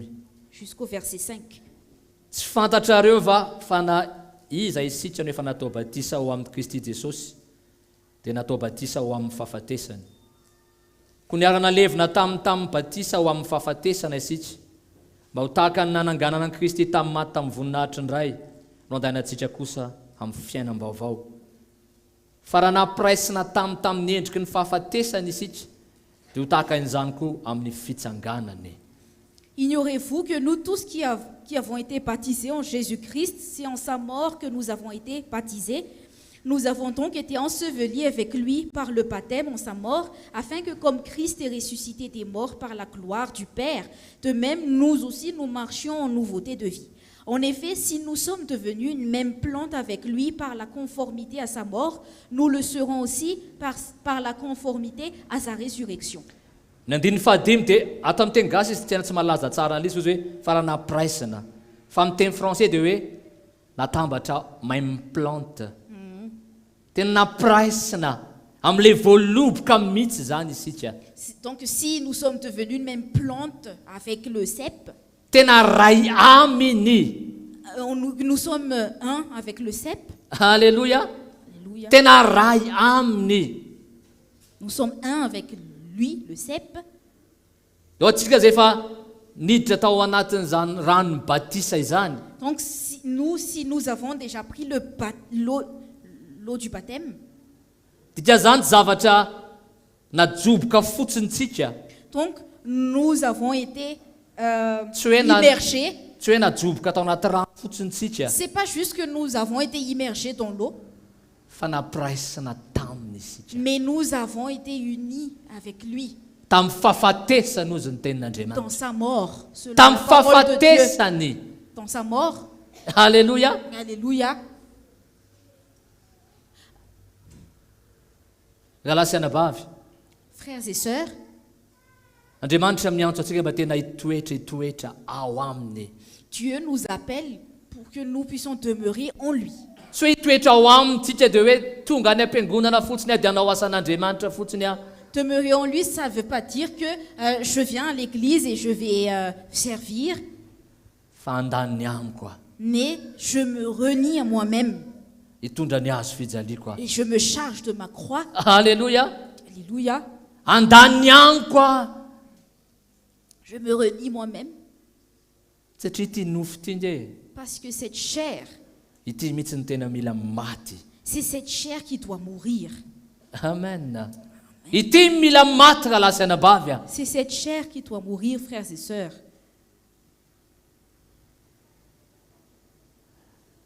Ao amin'ny le Jaona toko fahadimy ambin'ny folo. Nous allons revenir dans Jean chapitre 15. Vezivezy eo foana tsika.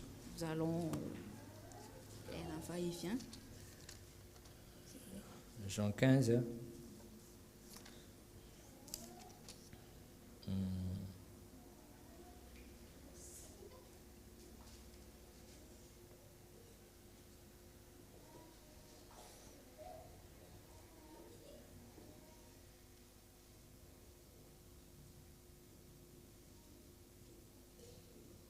Ho ny ten'Andriamanitra amin'ilay Jaona toko dimy ambin'ny folo andininy fahavalo.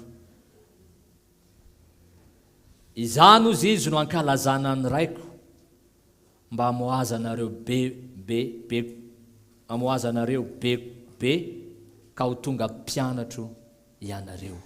Jean chapitre 15 au verset 8. Si vous portez beaucoup de fruits, c'est ainsi que mon Père sera glorifié et que vous serez mes disciples.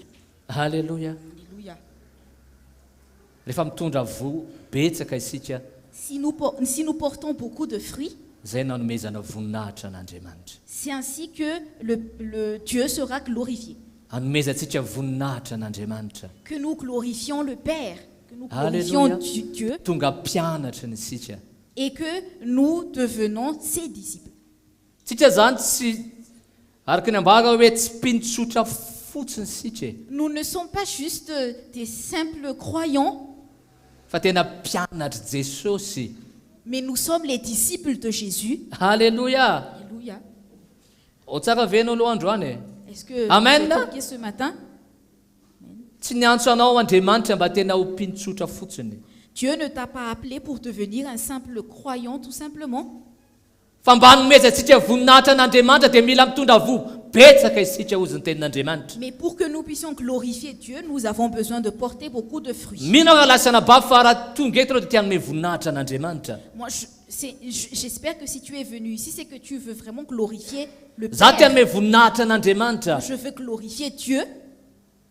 Dia mbarany tenin'Andriamanitra fa raha mitondra vo betsaka isika, Et la parole de Dieu dit que si nous portons beaucoup de fruits, eo tsika ny tena manome voninahitra an'Andriamanitra. c'est ainsi que le Père sera glorifié. Dia ho feno voninahitra Andriamanitra. Et Dieu sera glorifié. Alléluia. Alléluia. Tsy mora le lalana, Le chemin n'est pas facile, kanefa matoa Andriamanitra nitondra atsika, mais si Dieu nous a conduits, dia izy zany no anafierantsika. alors c'est lui qui va nous équiper. Izy no antenantsika hoe tompo tena hery ame fahasoavana. Notre espérance est en lui. Seigneur, donne-moi la force, donne-moi la grâce, Tena fahasoavana manokana mihitsy no ampidin'Andriamanitra amiko sy aminao. une grâce spéciale que Dieu va nous donner. Satria na eo anivon'ny tokantranonao ary ne, Parce que même au sein de ton foyer, ao Andriamanitra efa manomboka miasa ao. Dieu commence son œuvre là où tu es, au sein de ton foyer. Eo am'izay fifandraisanao amin'ny namanao na any amin'ny fiasana misy anao na fianarana misy anao. Dans ta relation avec tes amis, à l'école ou au travail, Any no tena miasa Andriamanitra. c'est là-bas que Dieu fait vraiment son œuvre. Eto tsika mandre ny tenin'Andriamanitra, Ici, nous entendons la parole de Dieu, fa ny Andriamanitra manomboka miasa. mais c'est là-bas que Dieu va commencer à faire son œuvre. Là où tu es. Alléluia. Alléluia. Dia angatao ny fahasoavan'Andriamanitra. Alors demande la grâce du Seigneur Dia teneno Andriamanitra hoe te hamobetsaka Andriamanitra. et dis à Dieu, je veux porter beaucoup de fruits.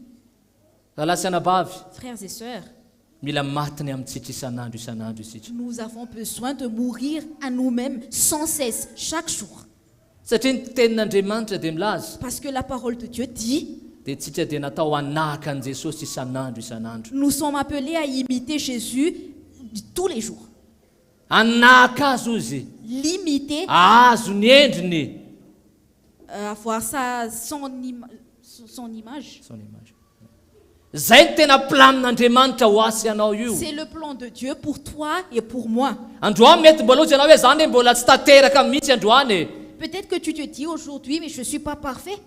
fa raha misokatra ny fonao Mais si ton cœur est ouvert, raha mamela an'andriamanitra hiasa ianao hiasa ao anatinao si tu permets à Dieu de faire son œuvre en toi, ozy ianao hoe tompo tu te dis Seigneur, tsy tanteraka je ne suis pas parfait, mila anao a j'ai besoin de mila ny toi, j'ai fahasoavanao a besoin de ta mila ny grâce, fanampianao a j'ai besoin que tu mila ny m'aides, fanohananao a j'ai besoin que tu me soutiennes, Seigneur.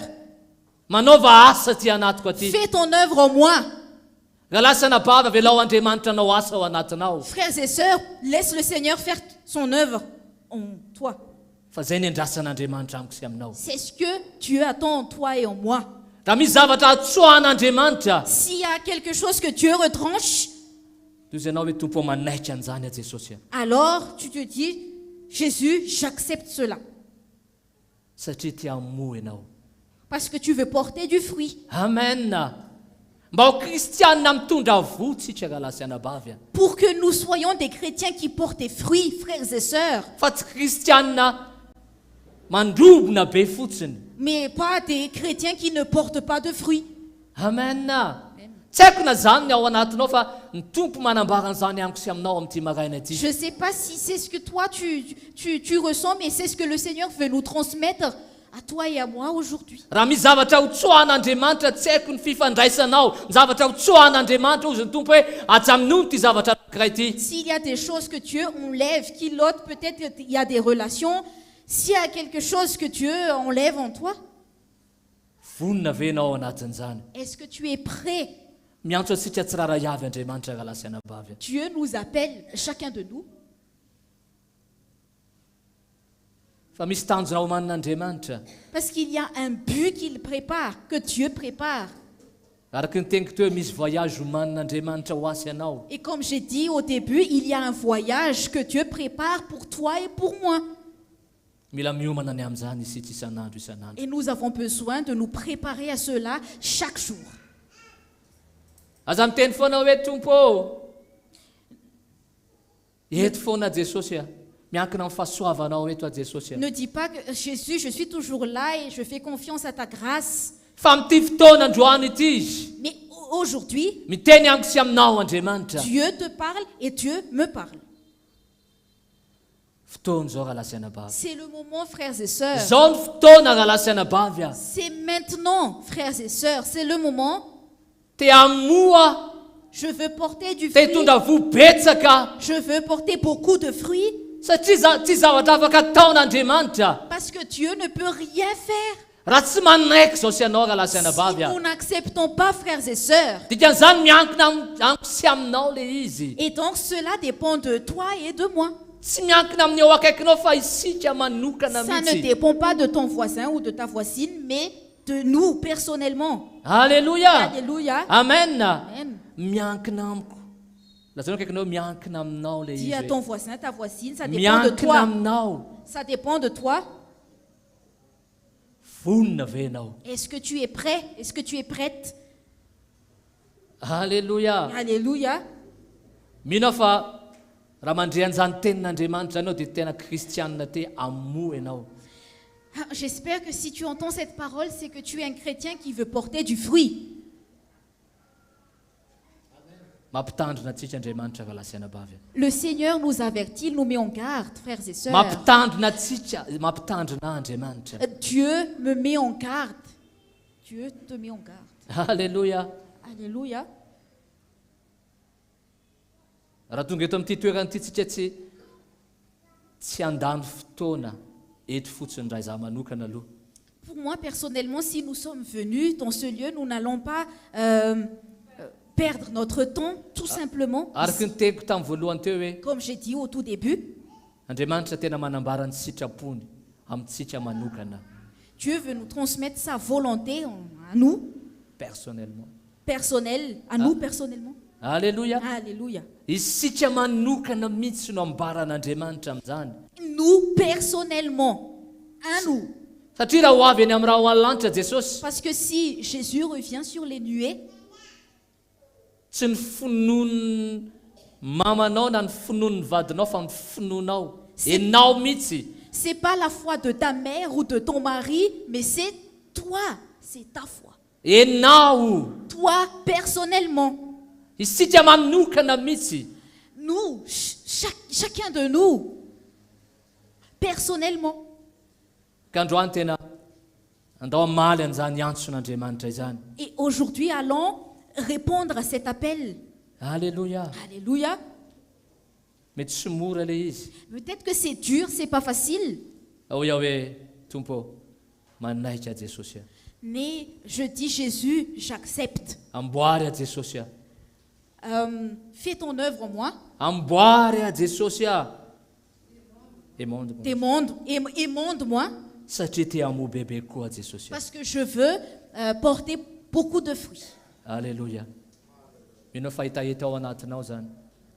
J'espère que c'est un désir, une soif en toi. Lasana bavy tena tsy afaka manao initsy koa zany tenin'Andriamanitra raha tafasaraka aminy. Frères et sœurs, nous ne pouvons rien faire si nous sommes détachés de lui. Raha tafasaraka am'le voaloboka. Si nous sommes détachés du cep. Aza raisina fo zany hoe tafasaraka fotsiny am'izao. Ne considère pas juste comme si on est tout simplement détaché.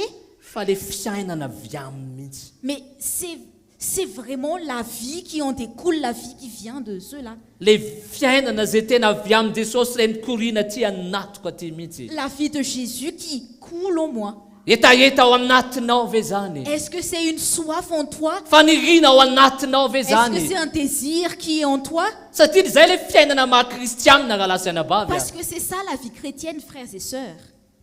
Zay le fiainana kristianina. C'est ça la vie chrétienne. Le fiainan Jesosy mihitsy no mikorina ao anatiko. C'est la vie de Jésus qui Ino coule en mamelona. moi. C'est cela qui me donne la vie. Ino mbola tena mampijoro aho. C'est cette vie qui me tient debout. Ino tena mahatonga nahamokatra. C'est cette vie qui m'émonde. Tovy taheta ao anatinao zany amin'ity fotoanandroany ity. Que ça devient une soif en toi aujourd'hui. Alléluia. Alléluia. Alléluia. Alléluia. Miantso asianao Andriamanitra. Dieu nous appelle. Ten'Andriamanitra eo amin'ny filazantsarany Matthieu toko fafito. Nous allons lire une parole dans l'évangile de Matthieu chapitre 7 Andriamanitra dia milaza andiny faharoapolo au verset 20.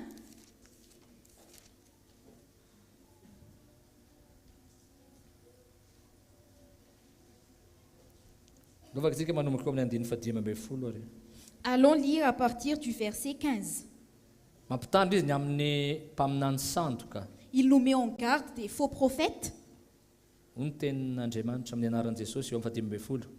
Mitandremy ianareo fandrao vao fitaky ny mpaminany sandoka izay makao aminareo amin'ny fitafian'ny ondry fa ny ao anatiny dia amboady mitoa izy. Ny voany no afatakanareo azy. Gardez-vous des faux prophètes. Ils viennent à vous en vêtements de brebis, mais au-dedans, ce sont des loups ravisseurs. Vous les reconnaîtrez à leurs fruits. Lasana bavy. Frères et sœurs, Ny afatarana antsika ho kristianina dia le vo mivoaka avy amintsika tsiraray avy. pour que l'on nous reconnaisse en tant que chrétiens, c'est par le fruit que nous portons. Tsy hoe tsika mitondra baiboly mandeha mivavaka dia kristianina, C'est par le fait que nous portons notre Bible, fa le vo. c'est pas cela, mais c'est le fruit. Le vo zay mivoaka avy amiko dia avy aminao. Mais on les reconnaît on nous reconnaît par les fruits qui sont en nous. Hitanareo ka misy azo anankiray feno voankazo be dia maninona voasaritra ny olona rehefa avy eo. Vous voyez, s'il y a un arbre où il y a beaucoup de fruits, les gens vont venir, Sady zany? n'est-ce pas? Eo ve raha misy letchi foana ny teneko letchi misy. Allons dire, je parle toujours de litchi, mais allons penser à un litchi. Raha vokatra be le letchi, Si le litchi tsy porte voasarika beaucoup ve de ny fruits, masonao? est-ce que tu veux pas prendre cela? Nandeta ny rotony tamatavy izy zay dia mahita letchi eny amoron-dalo zay. Wow! Nous avons pris la route vers Tamatave et nous avons vu beaucoup de litchi. Tena vokatra be dia voasaritra amin'ny masonao tamin'ilay izy. Il y a beaucoup de fruits et donc Dia attiré. nous sommes attirés. Dikan'izany ny olona anantona anao. Donc c'est le fruit qui est en toi. Comment? C'est le fruit qui est en toi qui attire les autres. Amen. Amen. amen. Amen. Na eo anivon'ny tokantranonao ary zany. Même au sein de ton foyer. Alléluia. Raha tsisy voana fifaliana mihitsy ve eo aminao dia ahoana moa ny olona ny anantona S'il anao. n'y a pas le fruit de la joie en toi, comment les gens vont venir vers toi? Alléluia. Alléluia. Tsy anatony satria mety kizitina be ianao. Il ne va pas s'approcher de toi parce que peut-être que tu es toujours irrité. Alléluia. Alléluia. Lasana bavy do tena ndo amovo tsara isika. Frères et sœurs, allons porter les bons fruits. Ndao faty aloha dia avy eo misy fiainana Kristy ao anatsika. Ndao faty aloha Allons mourir, ensuite il y a la vie de Christ dia avy eo amovo be tsika. et nous allons produire beaucoup de fruits. Amen. Amen. Amen. Amen. Mety sarotra mafy be hoe tompo amboako ndray ty Jesosy atsoay ndray ty Jesosy Peut-être que c'est pas facile, c'est dur. Seigneur, enlève cela fa te amobetsaka tompo. parce que je veux porter beaucoup de fruits. Izany te amobetsaka amintsika Qui tsirairay veut avy. porter beaucoup de fruits ici? Alléluia. Alléluia. Amen. Alléluia. Tsika hitsangana dia Allons nous lever tahatsika manokana ny tompo et que le Seigneur nous bénisse. sotrany amin'ny fahasoavana izay mbola nomeny atsika androany Nous le remercions pour la grâce qu'il nous accorde satria fantatro hoe parce que je sais que manana planona eo amin'ny fiainantsika tsiraray avy Andriamanitra. Dieu a un plan pour chacun de nous, notre vie. Manana drafitra eo amin'ny fiainantsika tsiraray avy Il a un Andriamanitra. plan pour notre vie. Mety manamboatra antsika Andriamanitra amin'izao fotoana izao. Peut-être que Dieu fait son œuvre en nous en ce moment. Mety marary anao zany fanamboaran'Andriamanitra Peut-être izany. que ça te fait mal et c'est dur pour toi. Fa ny tanjon'Andriamanitra Mais le but de Dieu, ny anomana antsika tsiraray avy, c'est de nous préparer, chacun de nous, ny amin'ny fiaviany, pour son avènement. ny ampiasa antsika tsiraray avy. C'est de nous utiliser Mba le fiainan'i Kristy ao anatsika, pour que la vie de Christ qui est en nous, mba inona fa atsika manambara manambara ny aminy rehefa avy eo. c'est à cela No afaka miresaka ny aminy tsika avy eo. que nous pouvons parler de lui plus tard. Amen. Alléluia. Dia tsika tsony manambara fa le Kristy, le fiainan'i Kristy no mivoaka. Et ce n'est plus nous, mais c'est la vie de Christ qui est manifestée en nous. Zay nambara amin'ny Paoly hoe tsy za tsony mivelona C'est ce que Paul dit, ce n'est plus moi qui vis, fa Kristy ny velona ato anatiko. mais c'est Christ qui vit en moi. Kristy ny velona ato C'est anatiko. Christ qui vit en moi. Amen. Amen. Tsy za tsony. Ce n'est plus moi. Alleluia. Alléluia. Raha eo mankasitraka feno anao izahay Père, nous te sommes reconnaissants ny amin'ny fahasoavana izay mbola omena ho anay indray andro pour la azy. grâce que tu nous accordes aujourd'hui. Ianao le Andriamanitra ray izay niantso anay izy. Tu es notre Père, notre Dieu qui nous appelle. Ianao le Andriamanitra izay nifidy anay izy. C'est toi, le Dieu qui nous a choisis. Ianao le Andriamanitra izay mitaona anay eto androany. C'est toi qui nous a conduits ici aujourd'hui. Ianao le Andriamanitra izay manambara ny fonao aminay izy. Tu es le Dieu qui transmet ton cœur envers nous. Zay le fonao Et c'est Andriamanitra. ton cœur, Père. Manomana ny olona ao ianao Andriamanitra. Tu prépares ton peuple. Na manahoana zay tsiraray avy eto androany. Peu importe comment nous sommes aujourd'hui, Na ho an'izay manaraka mivantana. même pour ceux qui nous suivent en ligne, Fa matoky Tompo. mais j'ai confiance, Seigneur, Fa ny teninao dia nalefanao. que tu as envoyé ta parole Mba hanasitrana anay izy. pour nous guérir, Hanafaka anay izy. pour nous délivrer, Hiasany anatina ihany. faire son œuvre en nous. Manaova asa manokana Tompo. Fais ton œuvre en nous, Seigneur.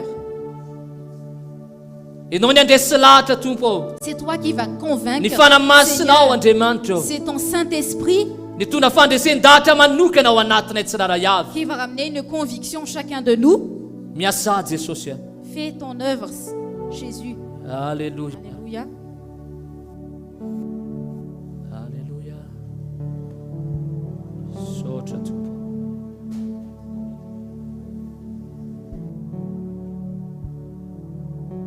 Ovai ny fokto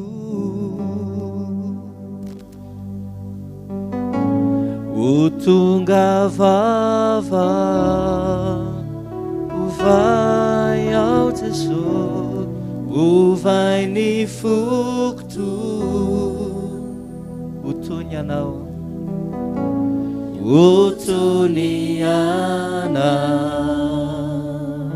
ovay ny foko tompo ovay ny fokto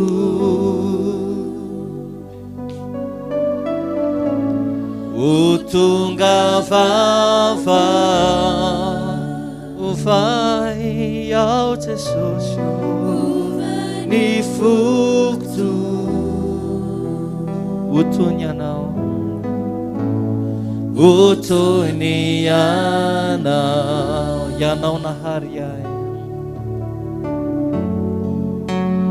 ianao nahary ahy zaolona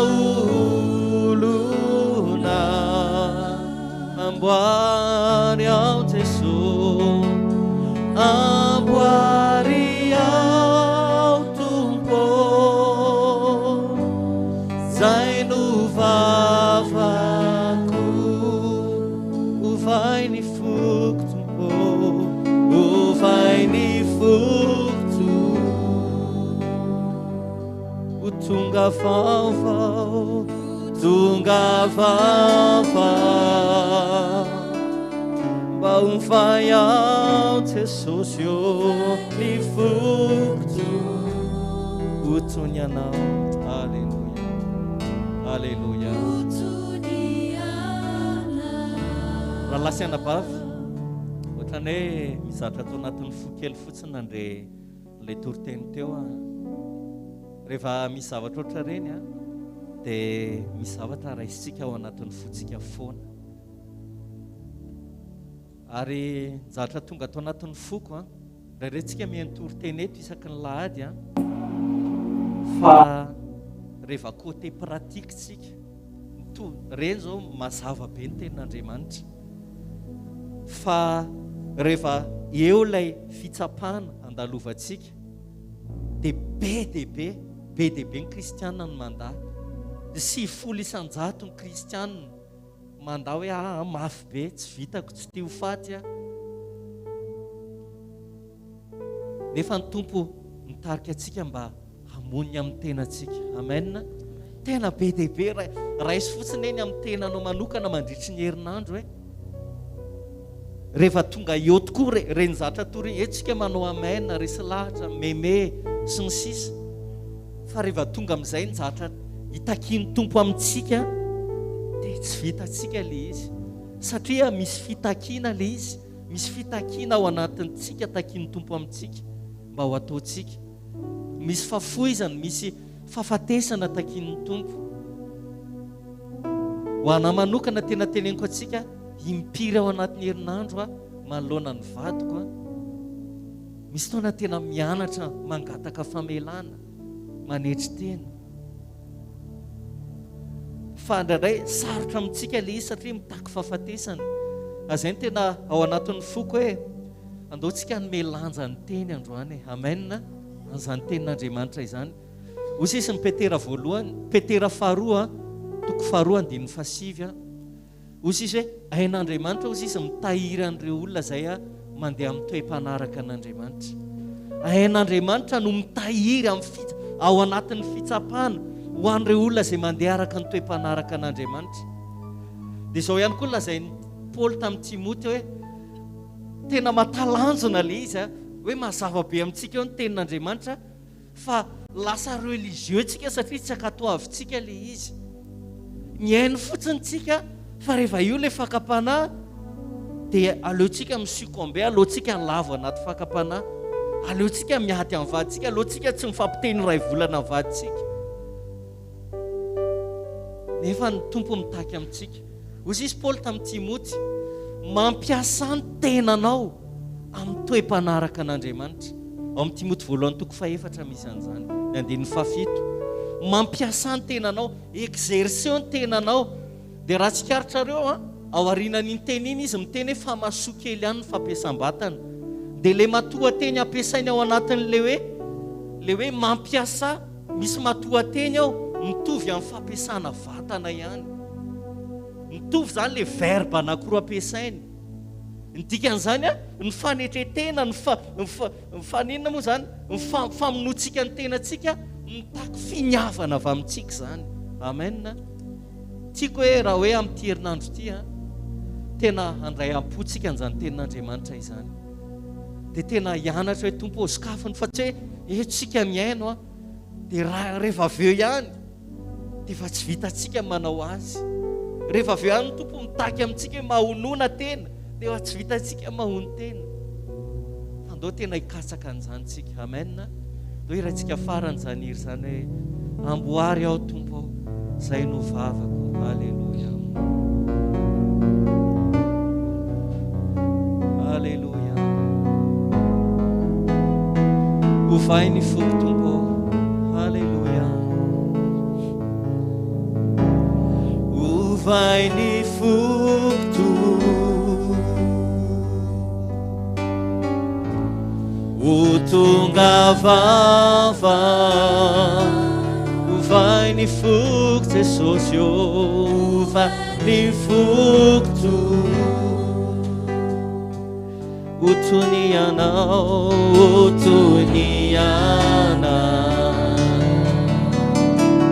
yanao nahary ay yanao nahary ay zaolona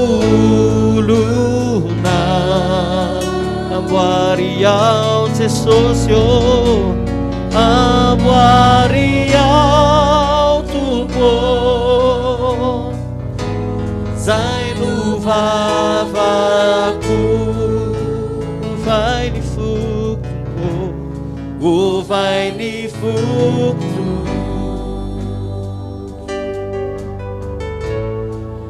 tonga vava Jesosy vai atrany ao ny foko otoniana. Alleluia. Ao anatin'izany fo zany mino fa tsy hanampiana ntsony angamba ny tenin'Andriamanitra fa rehefa avy mandray tenin'Andriamanitra ohatr'izay tsika dia misy fanambindray eo anoloantsika eo anatrehan'ny fiainantsika maha-kristianina. Mbola manome occasion foana ny tompo ahafahantsika eo amin'ny fiainantsika maha-kristianina manome lanjan'izany fiainana zay omeny tompo antsika zany, manome fahafahany fa nanome ohatra ny amin'izany Jesosy, nanome ohatra ny amin'izany ny reo apôstôly, reo zay olon'Andriamanitra hitantsika ao anatin'ny Baiboly, ny amin'ny lalana zay efa masaka ny soritan'izy ireo hatrizay hoe zany ny lalana. Ka andao tsika tena anatin'izany fo zany ihany koa anaiky hitondra ny azo fijaliantsika andany amin'ny tenantsika ary andao anatin'izany fo zany andraisantsika ny fandraisana ny fanasan'ny tompo androany hanana fifaliana isika ao anatin'izao lalana izao. Raha sitrakareo dia misy lahatra nareo fantatsika ny tenin'Andriamanitra fa aza mandray ny fanasan'ny tompo izy amin'ny fanatsy mendrika ianareo. Faoka ny olona rehetra samy hamakafaka ny tenany, samy handinika ny tenany raha mitoetra izy na tsy mitoetra. Tsy mitaky fahatanterahana fa fahavonona po raha lasiana bavy akeny tompo amintsika. Manome fahafahana indray ny tompo androany fa antsika miray latabatra amin'ny tompo. Halleluja. Dia andaontsika androso samy haka an'izany amin'ity androany ity dia iray latabatra amin'ny tompo indray tsika androany. Afaka mandroso sika maka ny latabatra amin'ny tompo.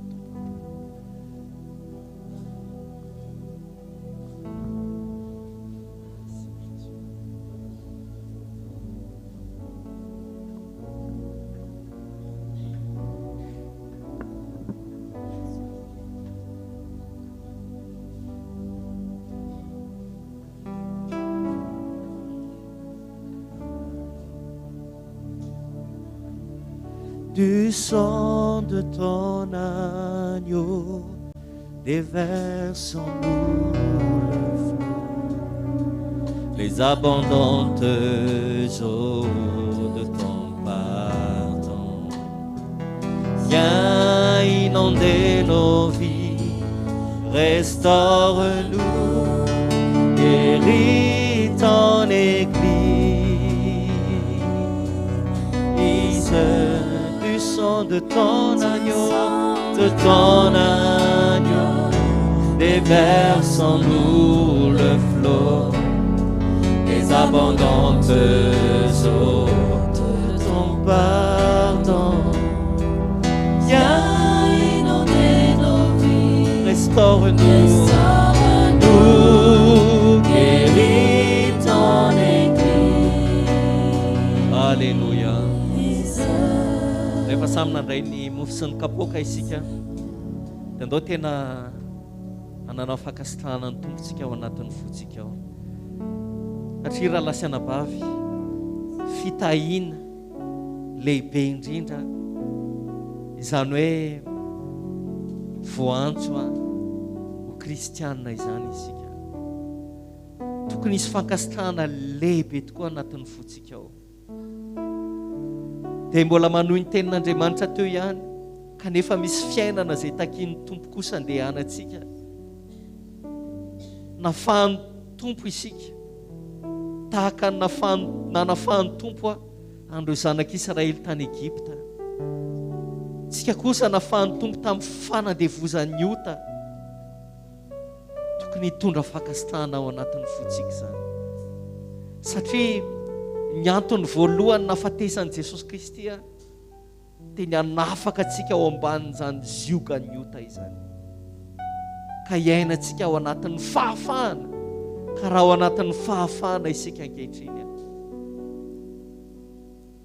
dia tsy handehanantsika amin'izay tiantsika hanaovana azy ny fiainantsika, tsy hentsika amin'izay tiantsika hitondrana azy ny fiainantsika, fa iaina kosa isika araka ny sitrapon'Andriamanitra.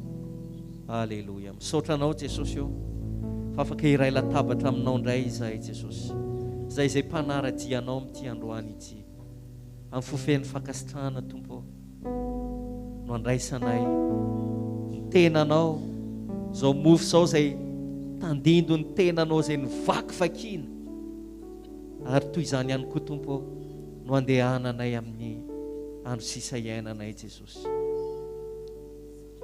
Saotra Jesosy. Alleluia. Ndao samy andray mofo isika.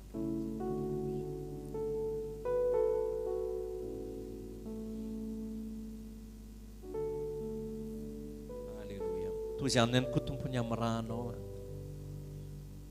izay nilatsaka, izay mbola manan-kery mandraka ankehitriny.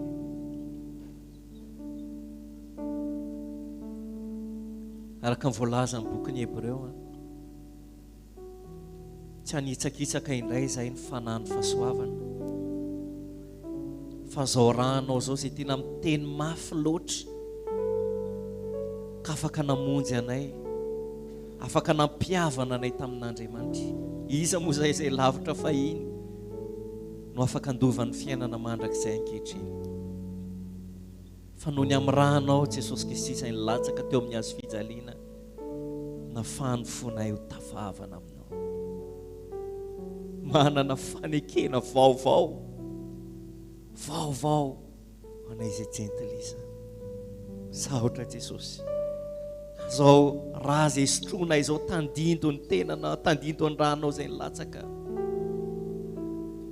dia miteny mafy aty-aponay, satria 2 arivo taona lasa tokoa dia nandatsaka ny ranao teo amin'ny hazo fijaliana ianao, mba hampiavana anay amin'Andriamanitra. Saotra Jesosy. Alleluia.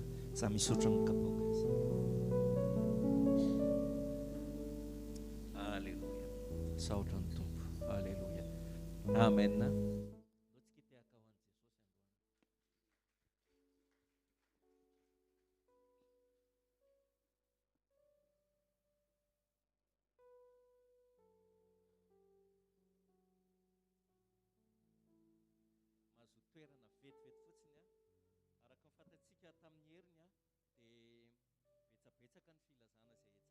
hitantsika amin'ity androany ity misy daty maromaro dia misy daty miova ihany koa dia anararoantsika satria tsy tapaka ny jiro androany dia mba manararoatra kely tsika mifantoka amin'ity androany ity. Ho an'izay manam-pikasana hisoratra anarana ho an'ny batisa, tena fafana lehibe zany raha lasiana bavy satria efa ho avy ny tompo. Raha mbola tsy vita batisa isika, resy lahatra andeha amin'ny fiainam-baovao manomboka eo ny fiainako dia tena fiainana miaraka amin'ny Kristy dia manasa anao anatina ralafaly hisoratra anarana satria mikasa ho an'izay mbola tsy vita batisa hanomana an'izany fotoana izany ny fiangonana. Ny fotoanan'ny tanora amin'ny sabotsy ho avy